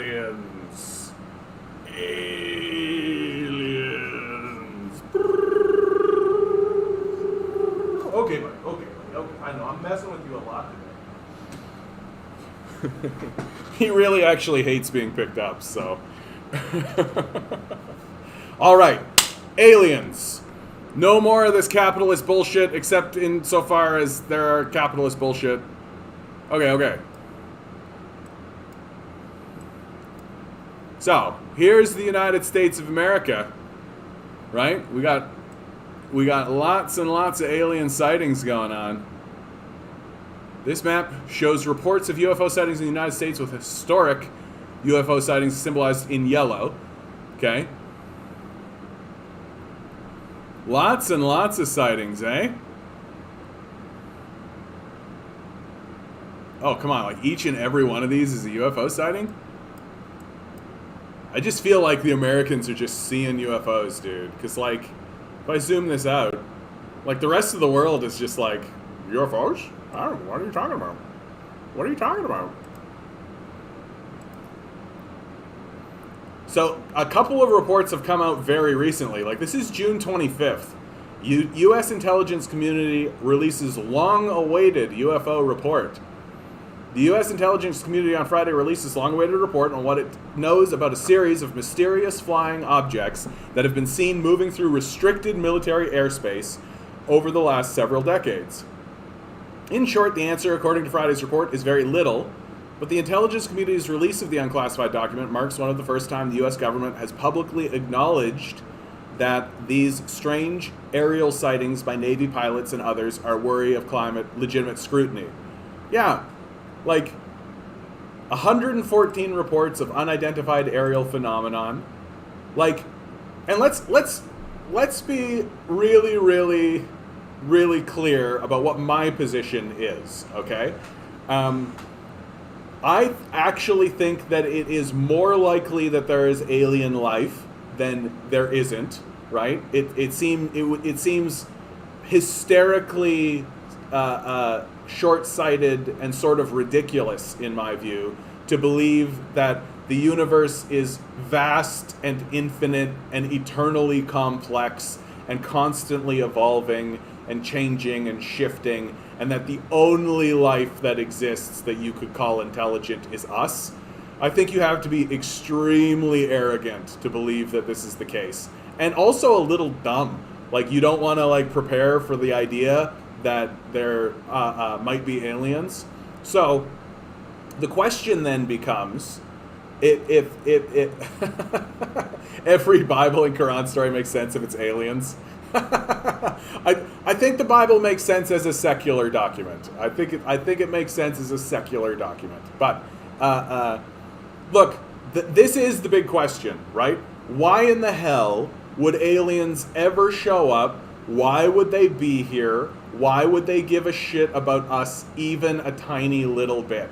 Like, obviously just like look at us and be like, yeah, I'm not going to deal with that, right? I'm not going to deal with that. So, but the thing is that now we're starting to do things like build space stations, right? We're starting to do things like send shit to Mars. We're starting to like get into the space community, right? So if these aliens are around and they're checking us out, we have to assume that they're not hostile, because if they were hostile, we'd be done. We'd already be done, right? If they were hostile, they would have already shown up and already done what they wanted to do. They'd already have wiped us out to steal our resources or any of this kind of stuff. Oh, sure. Why not? Why not? Why not be interdimensional, right? Why not come from a different dimension? Sure. Whatever kind of kooky thing. Yeah, we're getting ready for the Federation. Yeah, that's always possible, Spencer. That's always possible.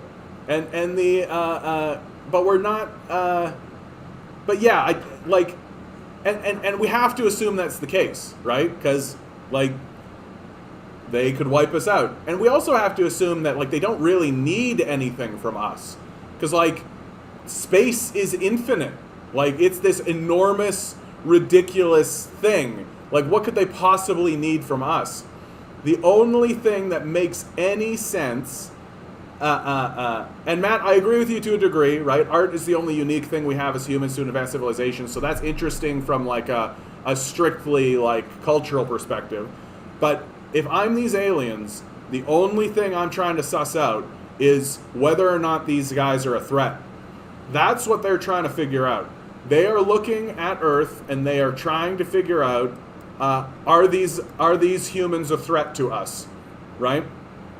Well, all of the media that comes out from the US, especially about aliens are coming, is that they're these demons that are going to land and like inflict themselves on us, and so we need to blow up the mothership like Independence Day style, right? Like that's all we've ever talked, right? But here's the thing, like they also have to know that like the United States is not the rest of the planet, right? The United States isn't Africa, it's not China, it's not Russia, it's not the majority of the species, right? And so what it's trying to figure out is, can we even negotiate with these humans, right? If we send a ship down there, are they just going to shoot, right? Are they just going to shoot us, right? Like and they keep sending stuff, and it seems as though it is. I saw an article that had a map, and it really is like it's something like this, where all the sightings are genuinely in the United States and nothing. Although you could argue that like, would these guys share this information with us? Like, do you genuinely think the Chinese would share information with the United States about this kind of stuff, right? Yeah, that's right. Big thanks to Will Smith for saving us a few Independence Days ago. If it wasn't for him, if it wasn't for Will Smith, right? And and it just seems to me like if I'm aliens, right, I'm gonna try to open communications, like especially right now, like especially at this moment where clearly like there's a lot of hot button things going on, right? Can you imagine if the aliens showed up and they landed in China?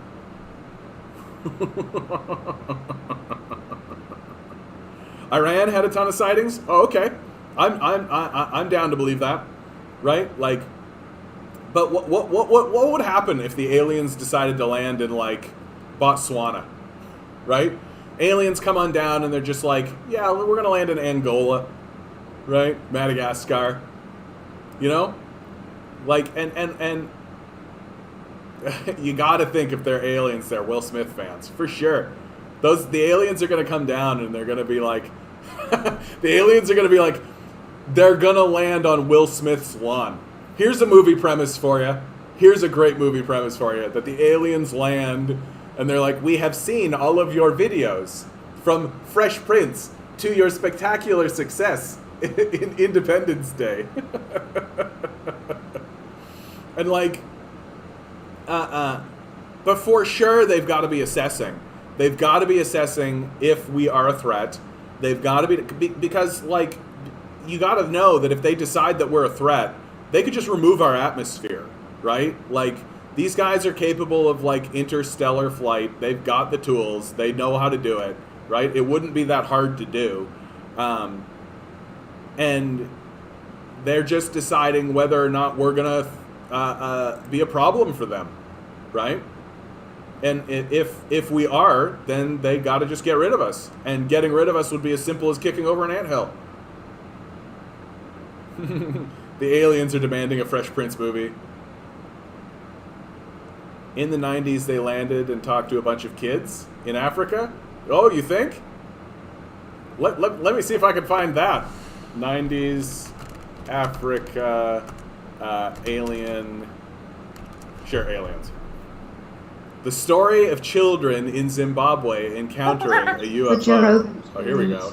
I was doing my first documentary back in 1997 when I was just naive enough to think I can get an interview with Steven Spielberg. We had a mutual friend involved, this woman Janet, and she gets back to me and she's like, yeah, so Spielberg's definitely not going to meet with you, but he knows you're working on this UFO documentary. He thinks you should look into this landing case that happened in Africa at the school. And I said to myself at the time, and remind you guys that I was making a film on UFOs, and I dismissed it so quickly because I thought, there's no way that a mass landing with the sheer volume of eyewitness testimony at a school in broad daylight could happen and the whole world not know about it. So I just walked away from that story for about 10 years. 10 years later, I'm doing an event at the National Press Club with Leslie Kean, who was part of the article in the New York Times that came out in 2017. And she introduced me to this guy, Randall Nickerson. And she's like, oh, he's working on this landing case in Africa. Long story short, he's working on a film now. I think it's coming out next year, specifically on just that case. Dan Farrow is producing it. And he said, I'm working on the case, and if you want to do something with me on it, a small piece, I could. So I got back into it. I licensed some of the footage that Dr. John Mack, the Harvard psychiatrist that came and interviewed the school children on camera within a week of it happening. He unfortunately looked the wrong way in London, got run down by a car and died. So I contacted the Institute with the help of Randall Nickerson. I licensed the archival footage. We tracked down the witnesses today. We flew them in from all different corners of the world, brought them together. A lot of them were standing right next to each other. They came face to face, and one of the things I realized was that there were roughly 100 kids in the playground, broad daylight, aerial school, Ruwa, Zimbabwe, 1994, and they got within some of them within arm's length of these beings, and brought these witnesses together for the first time in 20 years. And a lot of them hadn't even told their significant others, just because they said they were tired of having to defend this. And I myself... So my thinking here is like, okay, so aliens are coming down and they're like warning us, but they're landing in Zimbabwe? Like, I just, it feels a bit odd, honestly. But I mean, you know that people in Zimbabwe are not a threat, right? Like, they're not gonna... Here, let me respond to some of the stuff here. I wonder what aliens would think of our subservience to capitalism. I suspect that their perspective, like, yeah, they think we're idiots, but like, the way that you think a baby is an idiot, right? You're not sitting there going like, ha, idiot baby. Like, that baby just doesn't know anything. It's figuring things out, and it's making stupid decisions, and it's being... Oh, they were rich kids. Oh, okay. So, like, maybe they're coming down and being like, hey, you guys could actually, like, do stuff. Especially, what with this desert area, right? Like, try to, like, stop the desertification of this, right? Like, try to stop the desertification. Try to spread... Like, that, to me, is the number one initiative. That's what we should be spending all of our time doing, right? Forget about dropping bombs and shit like this here. We should be going into Africa, and we should be pushing this back. We should be reclaiming all of this desert, right? We should be pushing it back. This should be our number one initiative, right? That's what the Chinese are doing with their desert. They're pushing it all back, right? And, like... I genuinely think like an alien species has to be looking at us just being like, oh, hey, yeah, they've got nuclear technology, like, and they're just, but we're like babies. We're like babies with nukes, right? And so, like, when we do stupid shit and when we blow ourselves up and when we do all this kind of stuff, they're probably looking at us like, oh, look, oh, right? Like, they don't perceive us as a threat, right? That's what they're figuring out. But, like, we're definitely not a threat to them. Like, that's not part of the conversation. Like, I mean, we literally can't get to them. Like, we literally cannot get to them. The best that we can do is fire some rockets at Mars. We are not a threat to these guys. So, like, any of these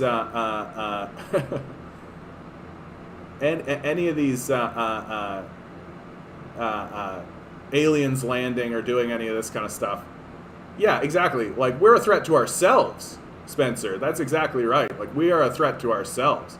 Like, we're not a threat to we're not a threat to them.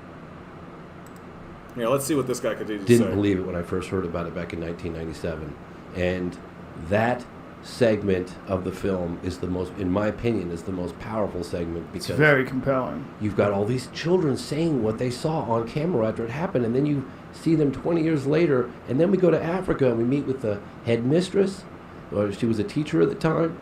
We meet with other witnesses. We go to the landing site, talk to people at the school. That case is absolutely, and it was witnessed by lots of other people in and around the area for several days before it chose a school to land. It's so compelling because the children are all clearly, they're not actors.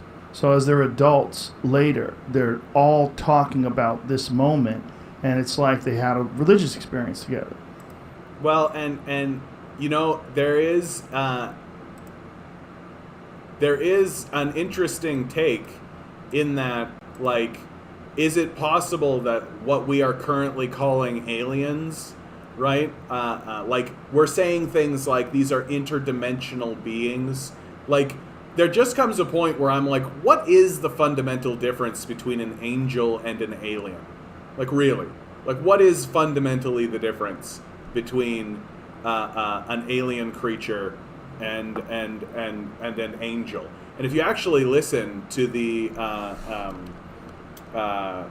actual depictions of angels, like, this is what angels actually look like according to the Bible. It's not this, right? This is sort of the medieval, like, 10th century perspective. This is what they look like, right? This is the image of an angel according to the Bible, right? That they look more like this, right? They don't fucking look like they're not looking like dudes with wings, right? They're looking like crazy, absurd, like right? Like, they look nuts. they don't look anything like that, like we depict them these days. And in my view, the only reason we depict them the way that we do is out of sheer laziness, right? That we're just like, so that we can get, like, you know, what's his name, Snape, that guy. We can get him to play an angel in, you know, Dogma or something. So we don't need to actually, but like there's a depiction, right? So, like, could this possibly be a vessel? Could this possibly be the ship that they're in, right? Could this be and, like, what is fundamentally the difference, right? What, like, an interdimensional being, right, that comes from a different world. I mean, there is that too, right? Like, it's just like they tripped on acid.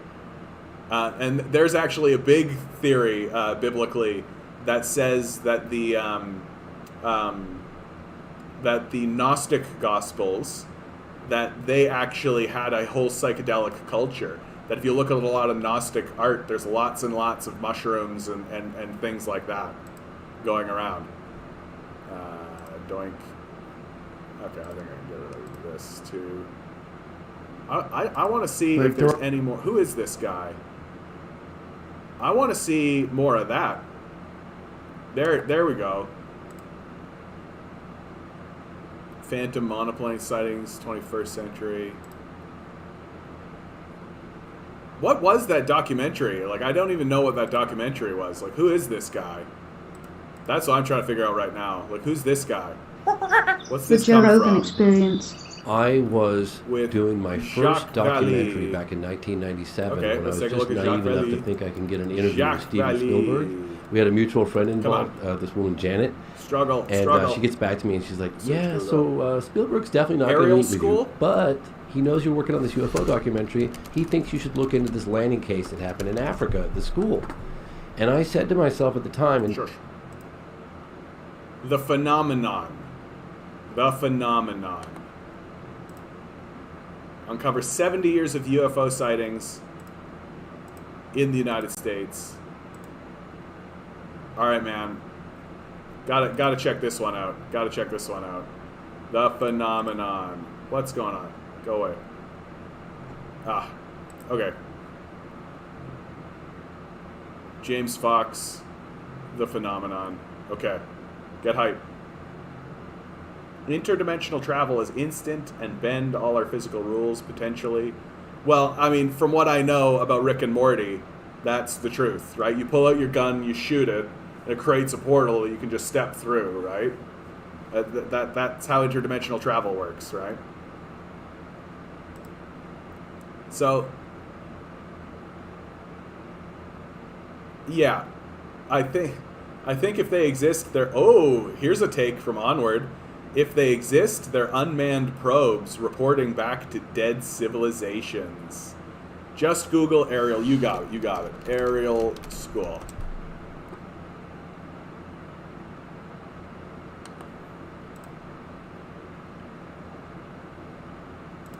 Going. Tracking down. So here's the pictures the kids drew.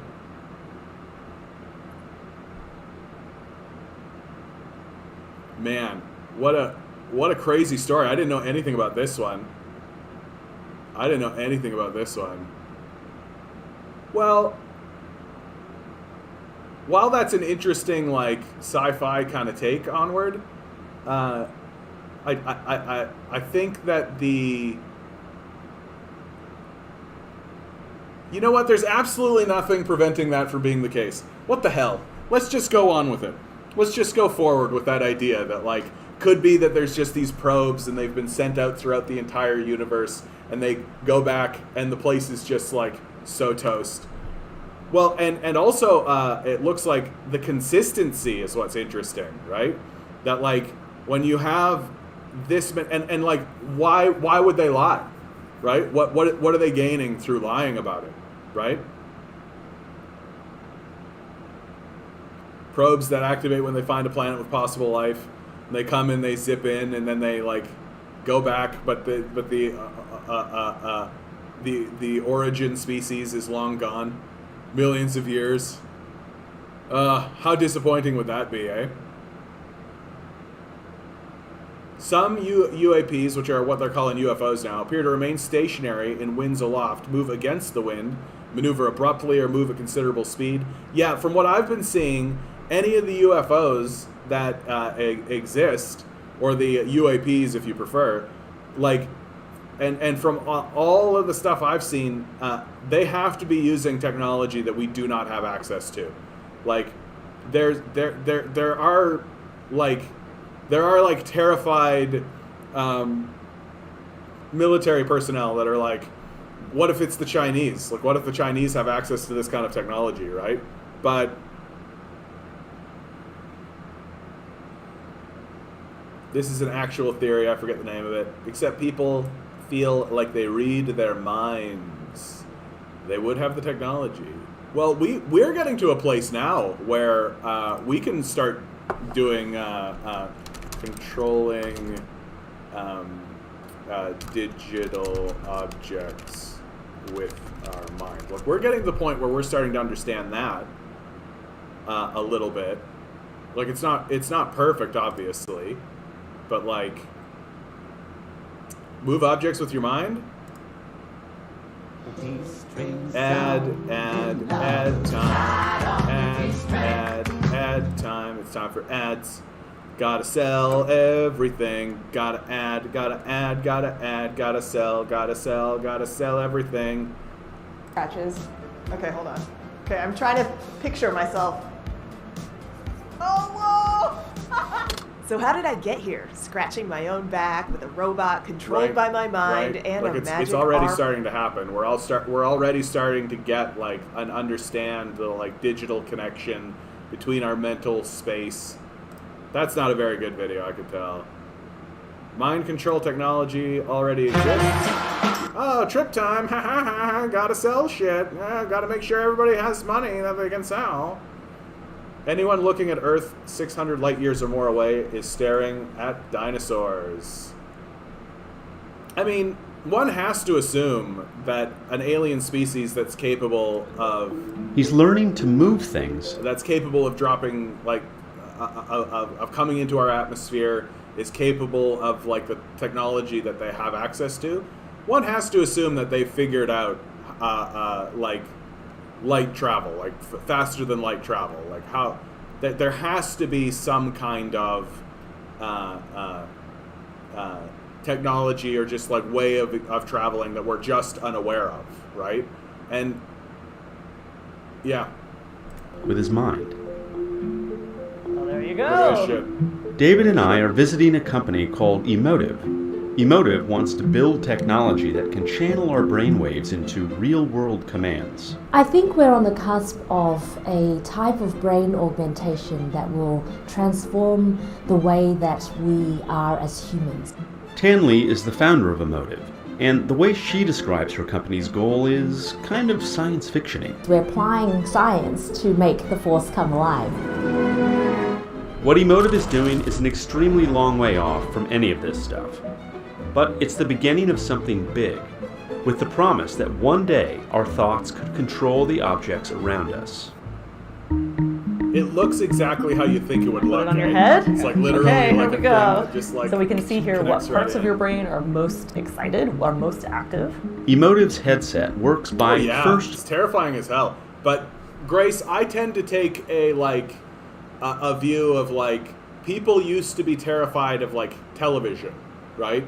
That there was this great moment in film history. One of the very first films ever shown was a film of a train coming in to a station. That was the film, and it was coming directly at the camera, right? And the moviegoers who witnessed this were so terrified that they fled the building, right? Because at the end of the day, we're just fucking talking monkeys. Let's be straight. Like, it's we don't really get things. And so, like, when I say that kind of thing to you, where it's like, yeah, they were terrified of, like, a train coming on a film, right? That's kind of how I see. Oh, yeah. That's the big problem. The problem, and we are communists here, is capitalism, right? The problem is capitalism, which, in my view, has got to be why there's so much energy being put around the United States in this regard, right? Like, and if they are touching down and landing, like, they're not going to touch down and land in the United States. Like, probably what you hear stories of, like, the probing, right? The probing happening in the United States. It's probably that they're trying to figure out what the fuck is going wrong. They're trying to figure out, well, what the hell? Here's a species of people that's actively working to destroy everything around it. What? How fascinating. How crazy. Like, imagine you came to, like, a field of gophers, let's say, right? You're in a field of gophers and you're a gopher researcher, right? And over in this section of the field, right, there's a group of gophers who hoard all of the resources for themselves. If you attempt to take any of the resources and use them to, like, eat or anything, the gophers attack you and they try to destroy you. And all of the gophers that are withheld have to run around and dig extra holes and, like, dig all kinds of stuff. And the gophers that have control over the food supply, live in giant gopher palaces, right? And are surrounded by all the most beautiful gopher women and all this. Like, you would be fascinated by this. You would be looking at this being like, what in the fuck is wrong here? How is this happening? How is this being maintained? How is it that this system that is obviously not working, that is obviously ridiculous, how is it that it continues? You would be fascinated by this if you were a gopher studier, right? So if the aliens are showing up and they're supposed to figure out if we're a threat or not, and they're supposed to figure out like what's with these humans. Let's figure out a bunch about these humans before they actually attain spaceflight, and we got to deal with them, right? You're gonna look at the United States and you're gonna be like, what the fuck? Like, what the fuck is up with this place? This barbaric, ass backwards, literally destroying the species, like literally doing stuff to absolutely decimate and destroy the species. And instead of using their technological know-how and their technological might to improve the civilization even a little, they're just dropping more and more bombs on people who don't look exactly like them. Like, what? What the fuck? I think that these aliens must be absolutely fascinated by the like complete delusion and the madness that has overtaken the United States. That like they really and I think they're probably asking themselves like, is this just these guys? Like right now, like Russia and China and these places look somewhat peaceable. Like, but if suddenly these guys blow themselves up and everything like quiets down, are these guys going to do this? Is this what's going to happen? Right? Like, it's very like you got to be looking at these guys just being like, what the fuck? It doesn't make sense. And like aliens, if you're listening, it does make sense. You just need to accept that white supremacy and white culture has been going on for a long time, and it's mainly one just big faff. It's mainly due to the fact that we are incredibly unimaginative, incredibly stupid, and we literally, the only thing that we can imagine filling this empty void of meaninglessness that exists within us is war. That's literally the best that we can do, right? The best that we can do is go to war so that it will fill that empty void.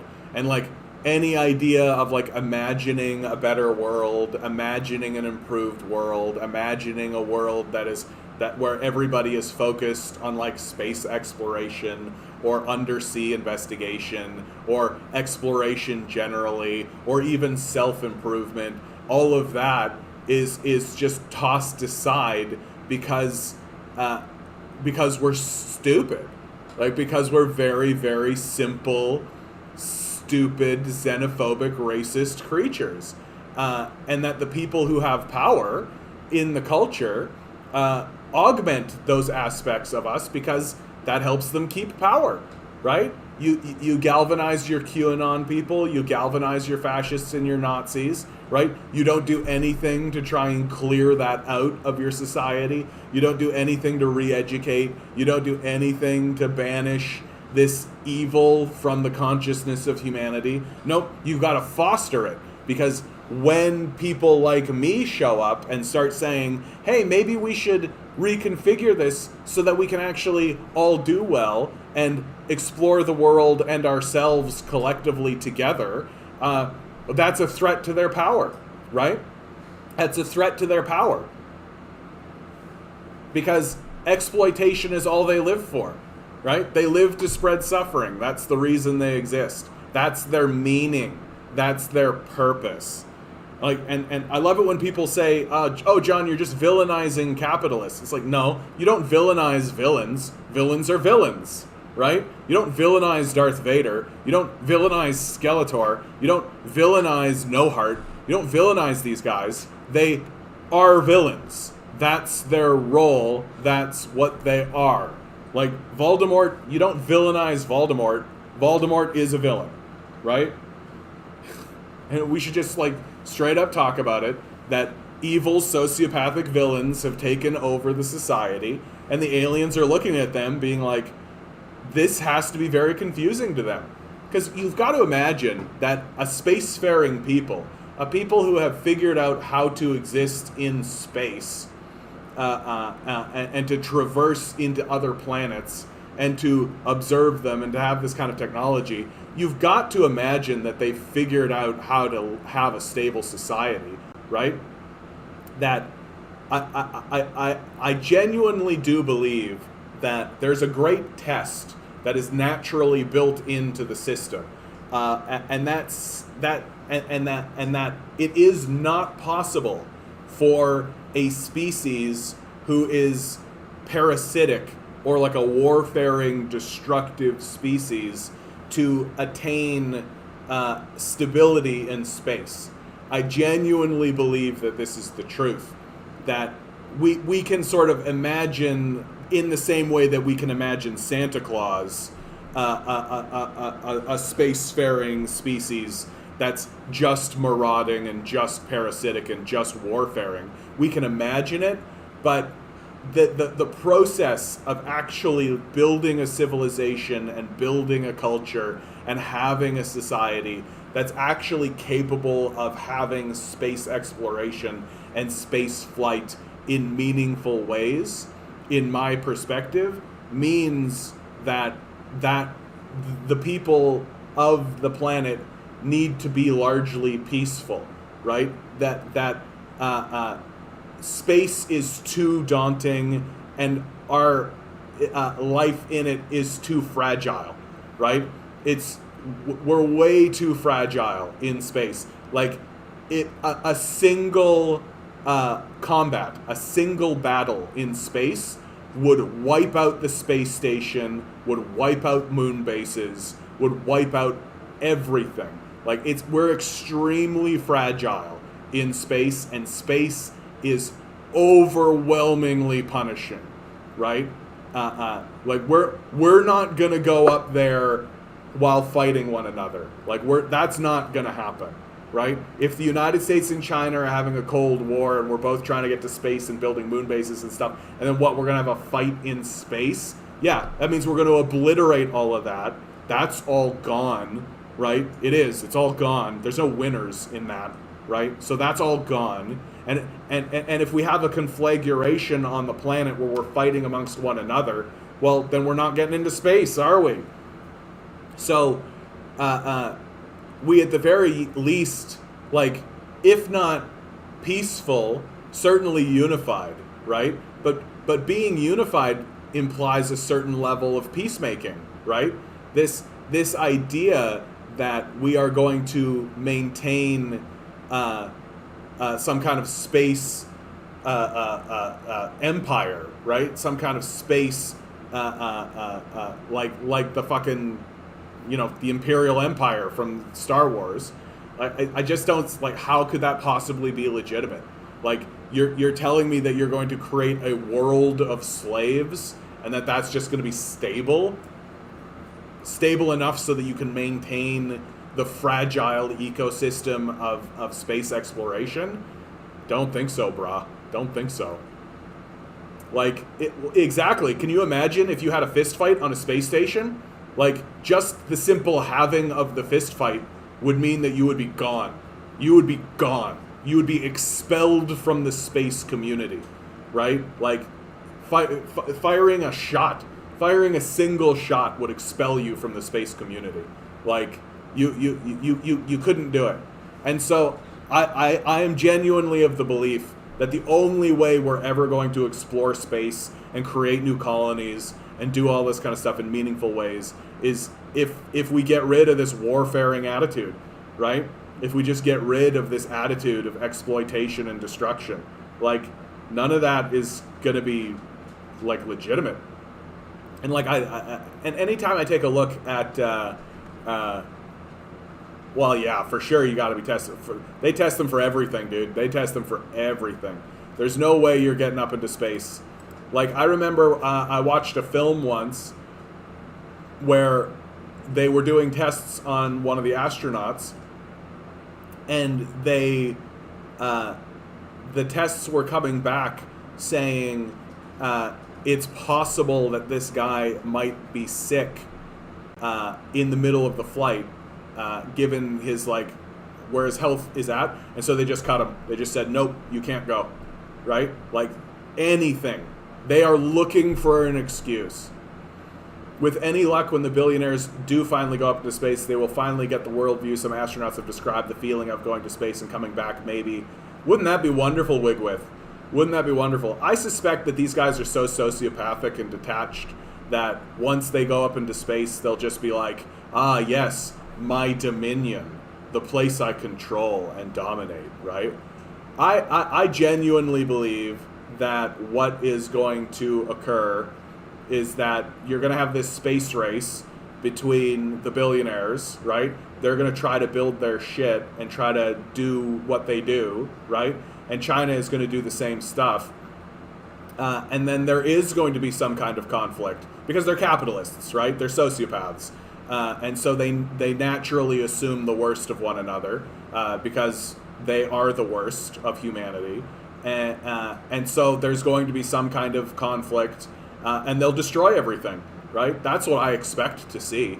Honestly, I expect to see these billionaires attempt to build something and destroy everything while doing it. That's what I expect to see.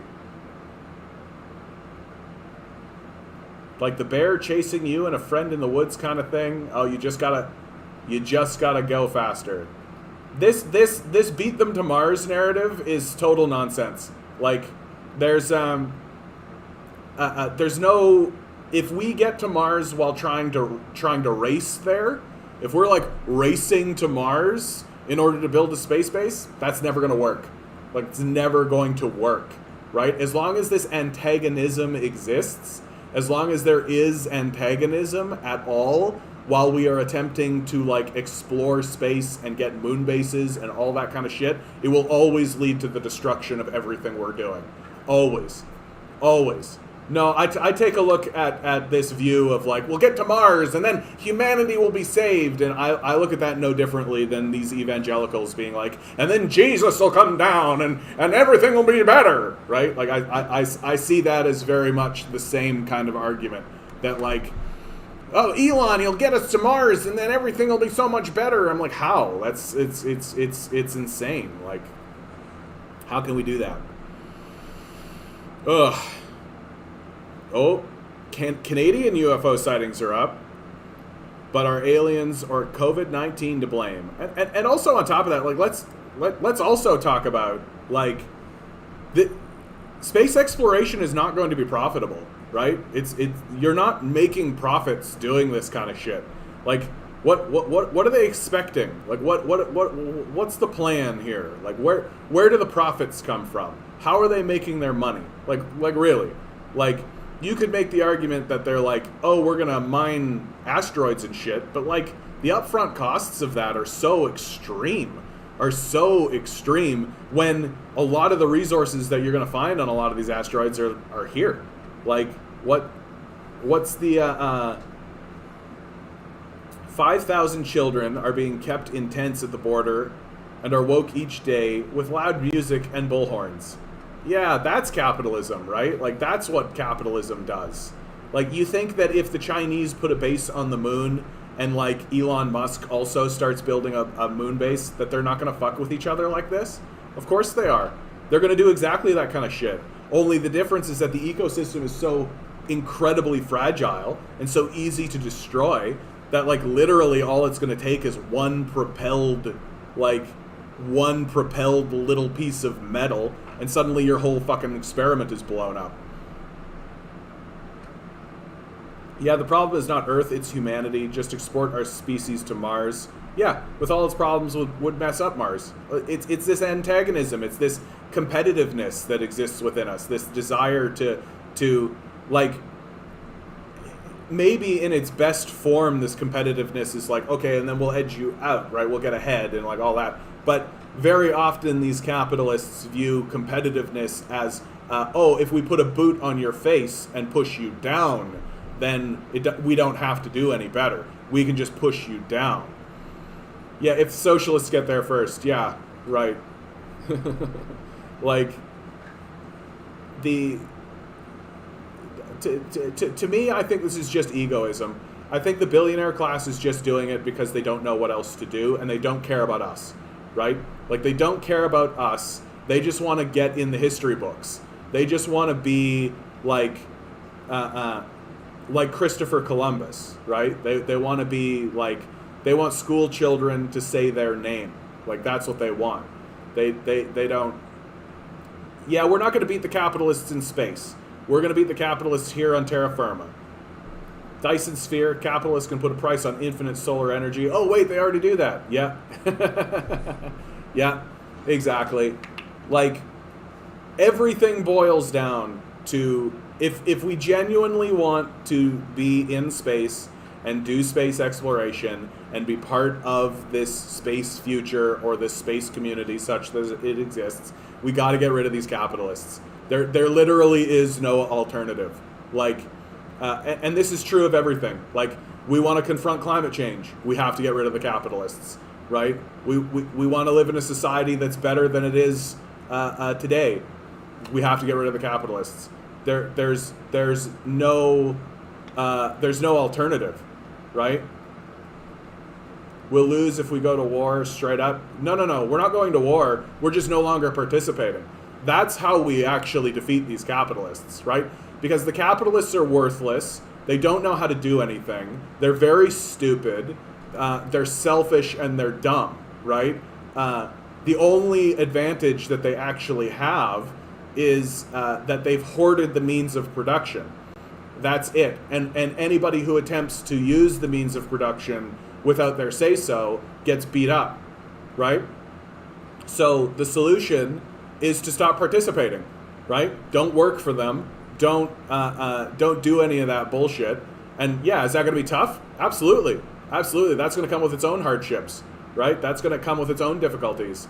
But like, genuinely, if we can take over the political sector, if we can just like straight up surround the halls of power and say, get rid of these capitalists, right? Like, that is going to happen. Like, strikes are actually the solution, right? Like, that is how things will go.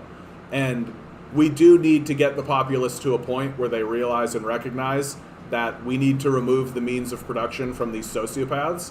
Like, that's the core. That's the dark nugget of our problems, is that there's a small group of sociopathic pedophiles who control the means of production. And if we were to remove the means of production from their control and even have it be state-controlled, we'd be better off by a lot, right? We control their labor. Yeah, their manufacturing, their managing, their transportation, etc. A machine cannot run without cogs. That's exactly what it is. That's how you do it, right? And we're not gonna be able to get into space. And like, this is the reason, like, the aliens have to be looking at us and being like, how odd that they have essentially allowed pharaohs to exist, right? That there are essentially like these odd feudal structures that they continuously allow exist. Like, I don't understand it at all. Like, and if I'm an alien, I'm going to be very, very, very interested in, like, man, they keep destroying themselves. And like, now it's not even like in small isolated ways. Now they're doing it like full scale, right? Full scale. See, the problem is the reptilians want to terraform us to be like their lizard homeworld that's full of nuclear radiation and desserts. Well, I hope those desserts are delicious. Ha, Wigwith, I got you. I could go for some dessert. I'm going to get some ice cream after this. That's what I'm going to do. I'm going to go get some nachos, and I'm going to get some ice cream. I make good decisions. Why don't they just force us then? That's what I don't get. Well, would you? Would you want to like you come into like a field of apes, and the apes are doing like all this shit? You want to actually try to round these guys up? You want to actually try to get them to do what you want to do? Like, No, I'm with you. I don't go with the reptilian thing as well, because I think that if they wanted to do that, they would already be doing it. Like, they already would be doing it. Like, they don't. They're not. They have to be peaceful. Like, any violent narrative, any narrative that tells me that they're actually a violent species that's going to destroy us, they already would have done that, right? Like, if all they were interested in was our resources, well, they could remove our atmosphere, right? It'd be easy.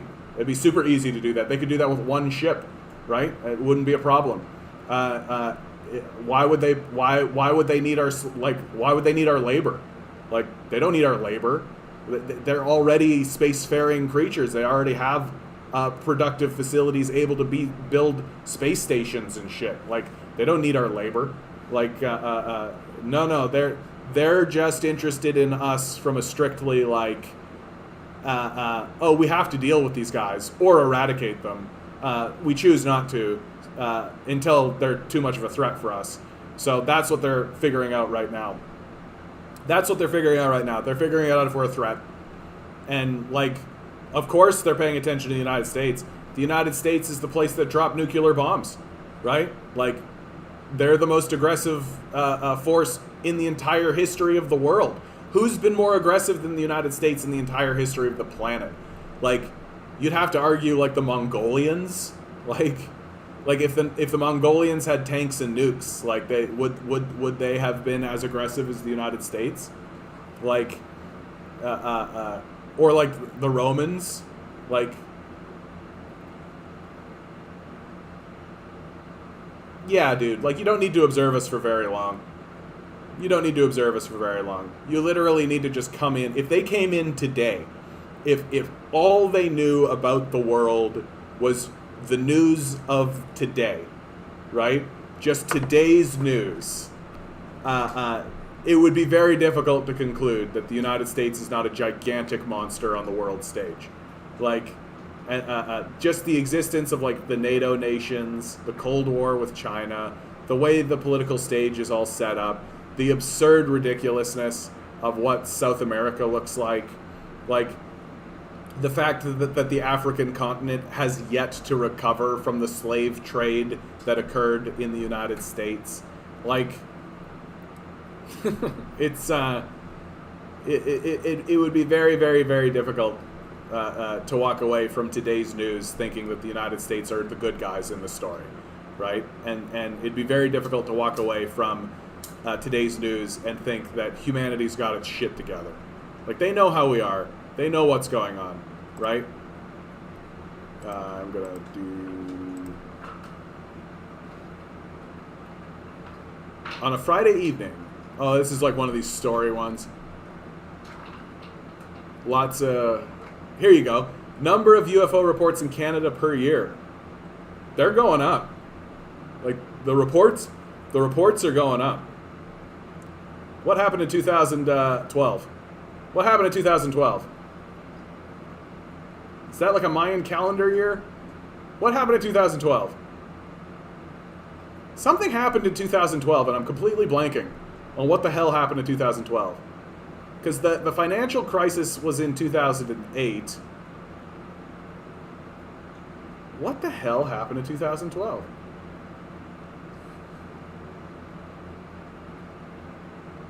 But in any case, the fact that the sightings are going up is interesting. And, like, it could be possible that it's like, yeah, of course sightings are going up because our technology is improving, right? Like, everyone's got smartphones now, right? Like, that there's more... Is that right? 2012 was the year it was supposed to end? So maybe the aliens were all, like, sitting in and being like... Because that's a big-ass spike, dude. That's a big-ass spike. You know what that tells me, dude? You know what this tells me? This tells me that there was an event that occurred in 2012 that we as humans are just too stupid or too disconnected or too unable... Oh, come on, Spencer. Come on. Are too unable to...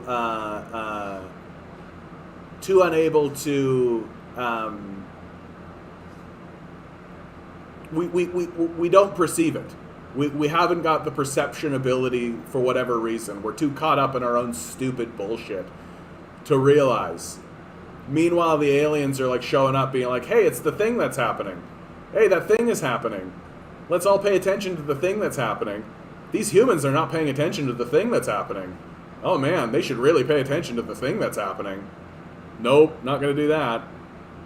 And now they're just like kind of hanging out because they're like, and this is just the reports in Canada.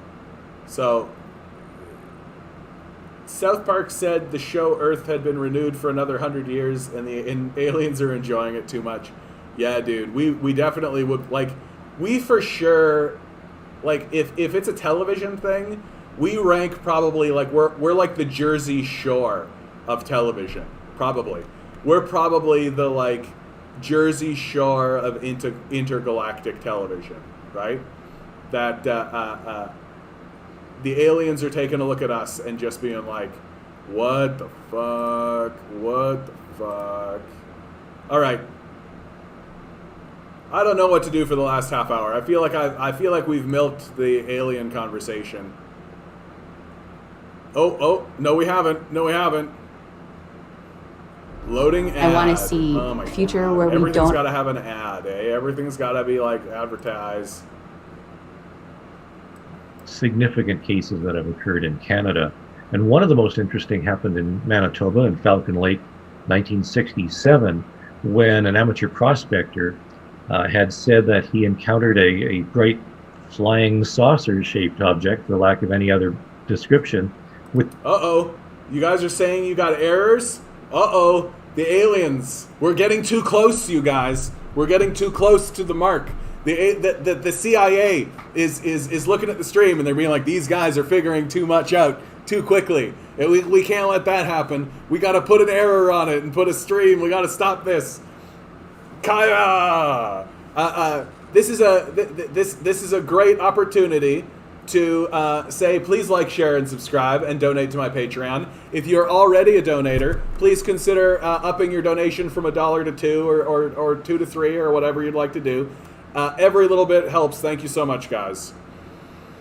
We need to talk about how we can help Rojava stay independent and communist. They need vaccines and stuff. Which appeared to land on a... I think we're lost to the aliens, Ninetails. I think we're... Here, let's very quickly, just because you've asked. Rojava. Autonomous Administration of North and East Syria. Interesting. That is actually interesting. Rojava. I won't spend too much time on this, guys. I'll go back to the aliens, I promise. Are these guys communists? Is there like a communist thing going on here? I am going to do more research on this, Ninetails, and I'll talk about this tomorrow, okay? So I'm going to put this over here, and I'm going to do more research on that. Because I'm always fascinated in like small communities and things like this that are trying to do stuff. Okay. Let's see. Let's see if I can find. What was I focusing on there? This guy. Flat rock near him. He was in a very rugged, remote area. And he walked up to this object, managed to touch the side, and a blast of hot gas came from this as it took off, set his clothes on fire, set fire to pine needles and leaves, and then took off. And this fellow was treated in hospital. The case was investigated by the RCMP, by the Royal Canadian Air Force. Even the United States Air Force came up to try and understand what was going on. And the RCMP and the RCAF both said they had no explanation for what was found. And there was radiation at the site. There were pieces of molten metal found at the site. And we have all the documentation to attest to this. Even the Royal Canadian Mint made a coin to commemorate this unique event in Canadian history.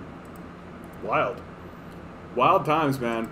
I can so super easily be convinced that there are aliens. Like I'm such a oh, how's that for a gripper? UFO sightings date back to biblical times. Let's see if I can find, because that is actually interesting. U.S. UFO sightings over time. There's got to be like a chart. Yeah, look at this. Look at this. So this is the UFO Reporting Center from 1990, way down, and then they start going up. Again, I do think that there could be an argument that, like, yeah, technology, right? Like, we all got smartphones, so it became a lot easier for us to take pictures and do all this kind of stuff. But this spike right in around 2012, which aligns with, like, the Mayan calendar end of the world shit, right? Like, that feels very weird. Doesn't that feel very weird? And then, like, a significant drop down, followed by, like, another rising kind of thing. What the fuck happened in 2012, dude? Like, what actually happened? 2012, what the hell happened? Like, wasn't there supposed to be, like, no, this isn't going to say anything. 2012 major events.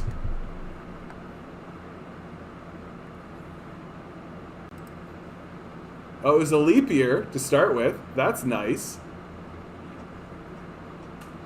And, like, because this was like the Mayan calendar moment, wasn't it? Like, this was the big end of the world Mayan calendar nonsense. Are they going to actually talk about it?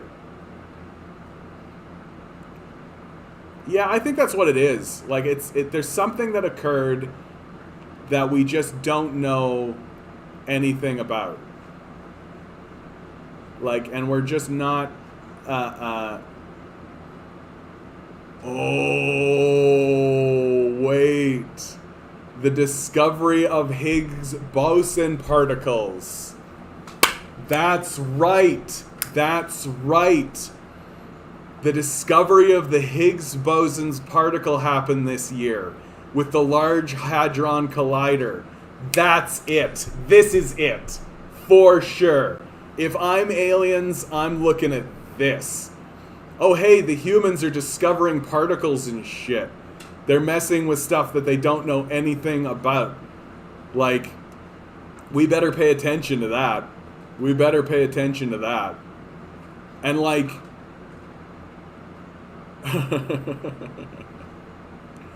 and maybe it was the end of the world. Maybe the discovery of this really did, like... And we're just in the... No, maybe the world did end, and now we're just in the decay, right? Like... And maybe we're getting, like, lots of new sightings because, like, the Chinese are they're starting fusion reactors, right? Like, the Chinese are starting, like, a fusion reactor, guys. Like, it's not a small, insignificant thing. And, like, the Large Hadron Collider and discovering the Higgs boson particle, like, maybe the aliens were showing up because they were like, they could just destroy themselves with this shit, but we didn't, somehow. Or maybe we didn't destroy ourselves because the aliens were there, huh? You think about that? That the aliens were there and they're like, they're going to do this Higgs boson shit, we better just, like, and then they put, like, a little shield around it so that when it happens, like, everything's cool, right?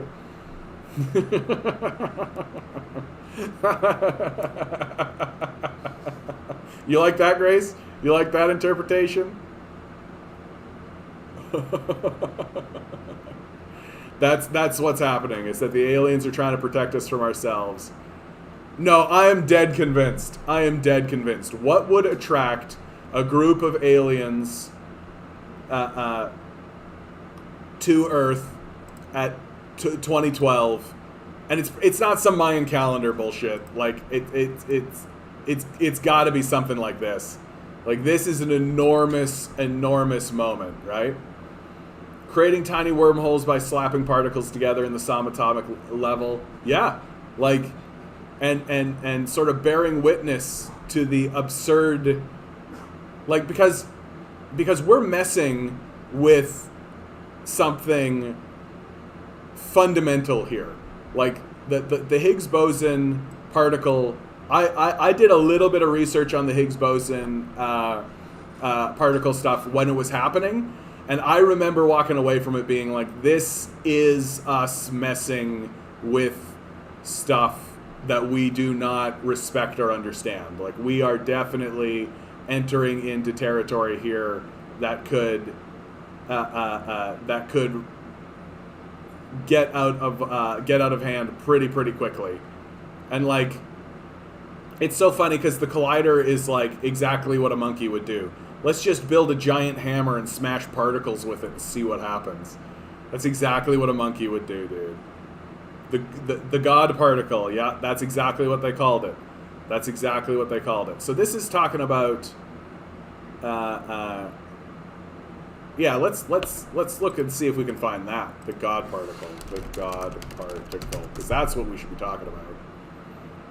Oh yeah, Higgs boson, obviously. The Higgs boson is an elementary particle in the standard model of particle physics produced by the quantum excitation of the Higgs field, one of the fields in particle physics theory. The standard model, the Higgs particle, is a massive scalar boson with zero spin, no electric charge, and no color charge. It's also very unstable, decaying into other particles almost immediately. Jeez Louise, man. In the mainstream media, the Higgs boson is often called the God particle, although the nickname is not endorsed by many physicists. Yeah. Oh, yeah. No, I suspect that because if you're an alien species, right, like you understand your own history with dealing with these kinds of particles and this kind of stuff, and like,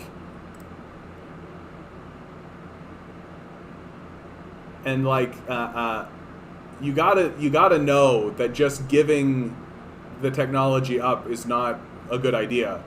Like, that's like a classic Star Trek thing. Like, you don't want to just give people. You got to solve your own problem. It's like if you took a baby and held the baby up and had him float above the ground for his whole life, well, then you're going to end up with a creature that doesn't know how to walk, right? You're going to end up with a person that doesn't understand walking.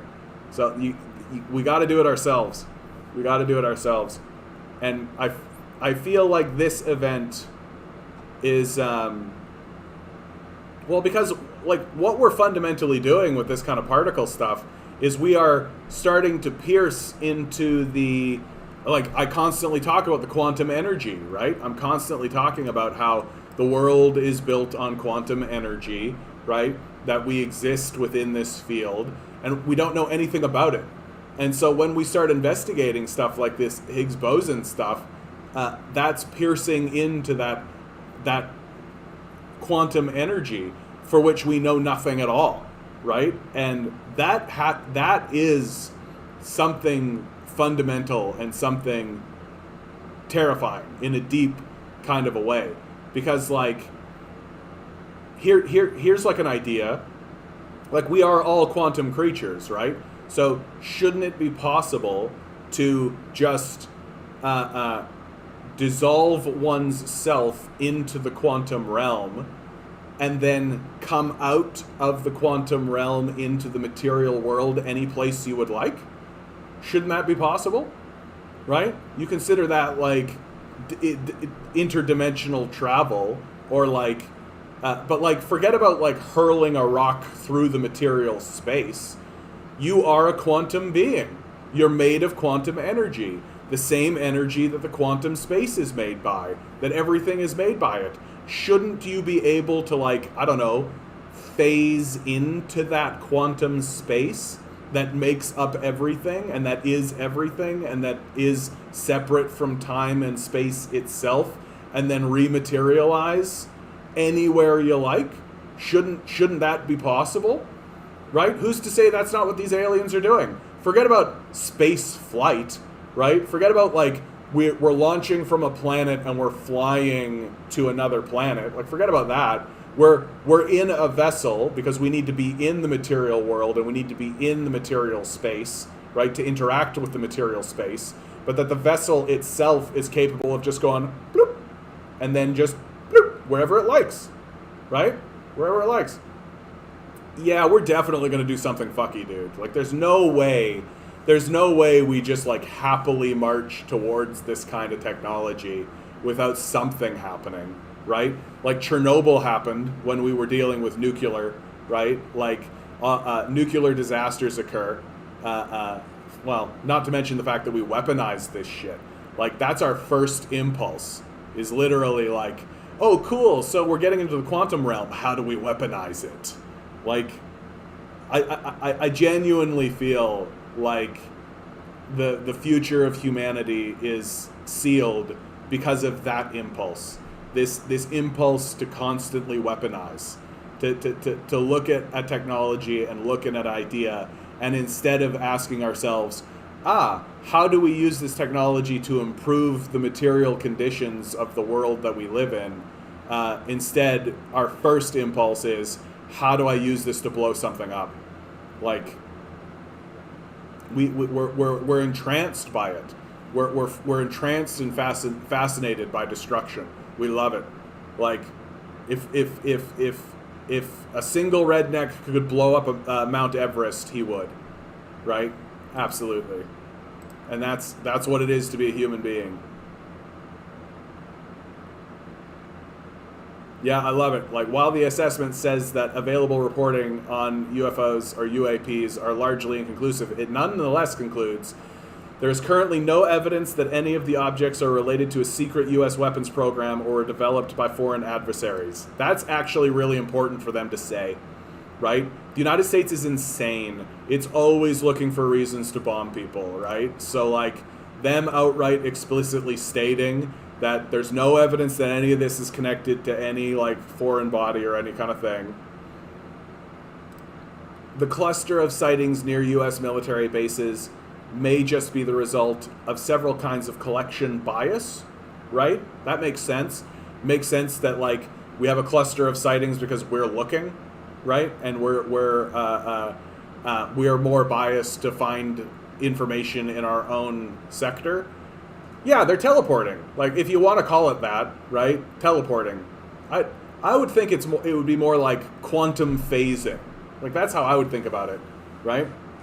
Like, that you're just phasing into the quantum realm and then phasing back into our realm. Most of the UAP probably were physical objects, since most were detected in multiple ways, including radar, infrared, electro-optical, weapon seekers, and visual observation. And in addition, there are probably multiple types, which makes sense. There's multiple types of military craft. And this supports my initial idea, which is that it's got to be a craft. Like, the craft itself needs to be capable of existing in the material realm, and the craft itself needs to be capable of existing in our atmosphere. It needs to be capable of withstanding existing in space. So it needs to have all of the characteristics of being a material object, but I suspect it also it is able to step out of the material world and become the quantum energy, right? Like, that's a fascinating thing to think about. And then, like, how do things remain distinct in the quantum realm? Like, part of the quantum realm is that it is all one energy, right? So if you join the quantum realm, how are you not absorbed into it, right? All of our nuclear stuff is on the ocean front between heat and sea rise. Oh God, yeah. Like, imagine, like, the sea rising coming up and then, like, nuclear bombs just that's how you get Godzillas. Is that what you want? You want some Godzillas? That's how you get Godzillas. Friggin' Godzilla. What a baller. Can you imagine there's, like, legitimately a big fucking reptile just, like, marching around the planet, blowing up at everything with, like, radioactive breath? Oh my God. Objects exhibiting unusual flight characteristics could also be the result of sensor errors, spoofing, observer misperception. So they're trying to throw in a little bit of doubt. Like, they're trying to be like, it's possible that we're just fucking up, right? Regarding whether or not these objects represent a threat, I'm surprised it got us this far down to start talking about them as a threat, although point one was basically exactly dealing with that. Regarding whether or not the report says that the UAP clearly pose a risk to flight safety in the increasingly clouded skies and may pose a challenge to national security, particularly if the UAP were developed by foreign adversaries and indicate a potential adversary has developed either a breakthrough or disruptive technology. The U.S. needs to collect and analyze more information, consolidate reporting, develop a more efficient way of screening and processing the reports. This final point, yeah, that's exactly where they're at. That's exactly where they're at, right? Like, that, and this is what the aliens have got to be looking at us for. They've got to be looking at us for, be like, okay, when does the United States turn from being analyzing and consolidating reporting to just shoot these things, right? The report lists 5 possible explanations. Airborne clutter, just birds, balloons, drones, airborne debris. Natural atmospheric phenomenon, ice crystals, moisture, thermal fluctuations. Yeah, and it is always possible, right? It is always possible that these UAPs or UFOs are some kind of natural phenomenon that exists in the world that we don't know about, right? It's completely possible that that's the case. Like, I have always found it odd that people like dismiss ghosts and stuff, and I'm like, really? You genuinely think it's completely impossible that there is some kind of realm that exists, like ruddered up against ours, that we can't perceive? Like, you think it's impossible? You think it's completely unheard of or completely off the table that there is another sort of reality that exists, like ruddered right up against ours, that we simply cannot perceive? Like, I think that's a very close-minded way to look at, and kind of an insult to the natural world, if you ask me. Like, one of the major things that we definitely should be learning from recent cultural phenomenon, right? Like, is that the universe is much more complex. The universe is much more complex and much more difficult to understand than we think. And there's a lot more going on than we've assumed. And these UFOs could be that. Forget about like aliens from another planet, right? Forget about like that narrative. Like, what if there is like what if there are legitimately life forms that exist in the atmosphere, right? What if there are straight up life forms that exist in the atmosphere, the way that there are life forms that exist under the ocean, right? The way that there are life forms that exist in all kinds of places that we just like assumed could not exist there, right? Well, there's a life form that exists in the atmosphere and it's invisible to the naked eye because it's primarily gaseous, right? Like, that's just as believable to me than like aliens live on another planet or anything like this. Like, and like, why preclude that? Why assume that that there is something? Why not include in your thinking, well, there's multi-phasing creatures, right? Like, that's a very sci-fi kind of thing to think about, but like, why can't it be the case that there are these creatures that phase in and out between these sort of realms, and that's just what they do, right? Is that more batty than there are creatures that live at the bottom of the ocean that have never seen the sun and don't breathe oxygen? Oh yeah, and you mistake parachuters for UAP for sure.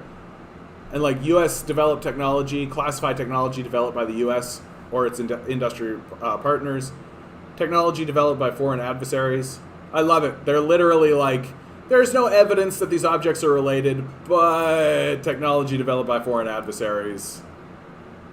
That's actually really, that would be really something, right? If China or Russia had developed this technology. A catch-all for encounters, there isn't enough information to determine categorization, which could include UAP of extraterrestrial origin. So it's like the very last thing that they're willing to contemplate, which I think is rational. It's rational. Why is this report coming out now, right? That's a great question, actually. They were concerned there is no unified, comprehensive process within the federal government. Yeah, that makes sense. Like, they can't just ignore this. They can't just ignore it. They got to pay attention to it, right? Like, it is a phenomenon, right? That, like, the very fact that this exists, right? This indicates a phenomenon, right? And one of the very first, like, if you want to get all Buddhist about it, and sometimes I do like to get all Buddhist about it, one of the very first steps in the Buddhist scientific process, because Buddhism actually considers itself a science, not a religion, funnily enough. And one of the first processes of moving forward in Buddhism is acknowledgement. That you just acknowledge that the phenomenon exists, right? You don't do anything else. Step one, acknowledge that there is a phenomenon, that the phenomenon exists. There it is. We can talk about it. We can observe it. We can take a look at it. We can measure it. And there's a process for doing that. But you got to start with acknowledgement. And the very fact that this exists, the very fact that there is 8,736 people in 2012 standing up and saying, hey, I saw a UFO, that by itself is a phenomenon, right? And it needs to be, and if all you do is roll your eyes and go, oh, sure, bro, whatever you say, well, then you're going to miss things, right? And maybe it is nothing, right? Maybe it is nothing. Here we go. This is the one. This is what I had seen. 90,000 UFO sightings combined into one awesome map.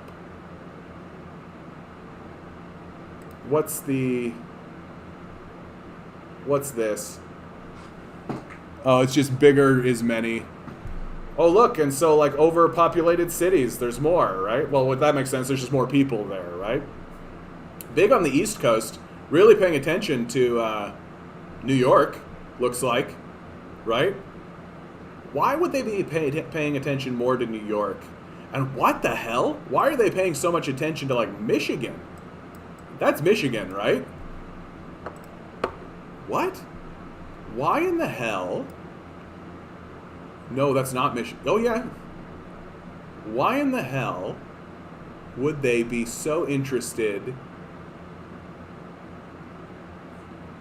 Why in the hell would they be so interested in that? Chicago. Why? That's a lot. Like, that's a lot more than anywhere else. Like, that's a lot more than anywhere else. Like, that's almost the same as New York. You know what? I'm just going to chalk it up to, like, that's just a major metropolis, right? Major metropolis. That's fine. Not much coming out of Florida, though. You expect, right? You expect this kind of thing to be a real Florida thing, right? Like, not to rag on Florida, but, like, you do sort of think when you think about, like, you know, the lowbrow people who are generally connected to this kind of conversation, right? You're thinking about Florida. Lots going on in Arizona, too. This is super fascinating stuff. Arizona, Phoenix. Wild. Okay. Ugh. We just got to get ready for some kind of connection moment.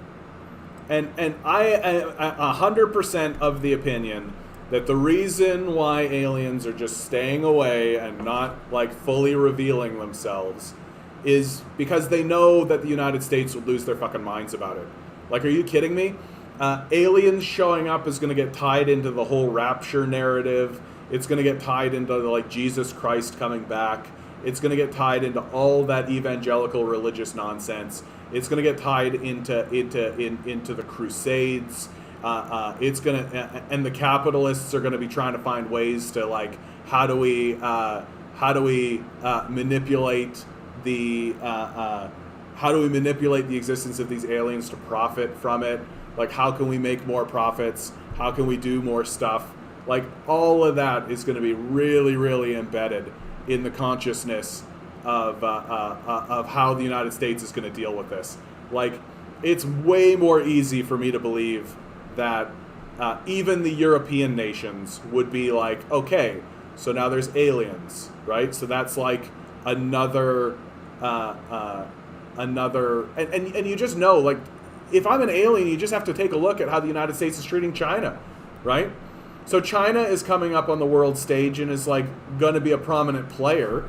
And what's the response from the United States? Cold War. We're in a Cold War. We're in a Cold War, right? Like, we're in this war with China now. Oh, and the only reason we're in a war with China, the only reason we're in a war with China is because they're big and they're scary and it's new. They weren't powerful before and now they are, right? You can really hear like Joe Biden talking about this. Yeah, we gotta be in a Cold War with China, man.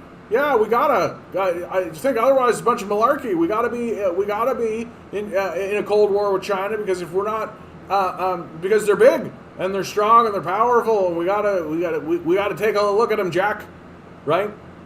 Chicago. Chicago's Toronto's sister city. Yeah, so we're intrinsically connected, Grace, you and I. And if I'm an alien looking at the relationship between the United States and China, no way am I going to just show up. No way am I going to show up. No way am I going to just be like, hey, China, hey, aliens, we're definitely going to just treat you normal. We're definitely going to make everything totally normal. Ugh. Like, an alien species showing up would be like another continent showing up, right? It would be like another power dynamic thrown into the power struggles that exist in the United States and the rest of the world. And it would just, like, how badly do I want to be involved in that if I'm an alien species? And the answer is probably not at all. Like, probably not at all. Probably not interested in that conversation even a little tiny bit. Like, if it really, truthfully, if I'm an alien, I'm probably going to want to be interacting with these humans as little as possible. Yeah, such is life. We're at the end of the stream anyway, Grace. That's fine. I think I am at the end of it. I've been talking this whole time. I hope you guys are doing well out there. I genuinely do. I hope that when the aliens show up, we can actually treat them with respect and dignity, more than we treat ourselves. All right, guys. I hope you're doing well. I hope you're having a good time. I hope everything is going well. Good luck. We're going to need it.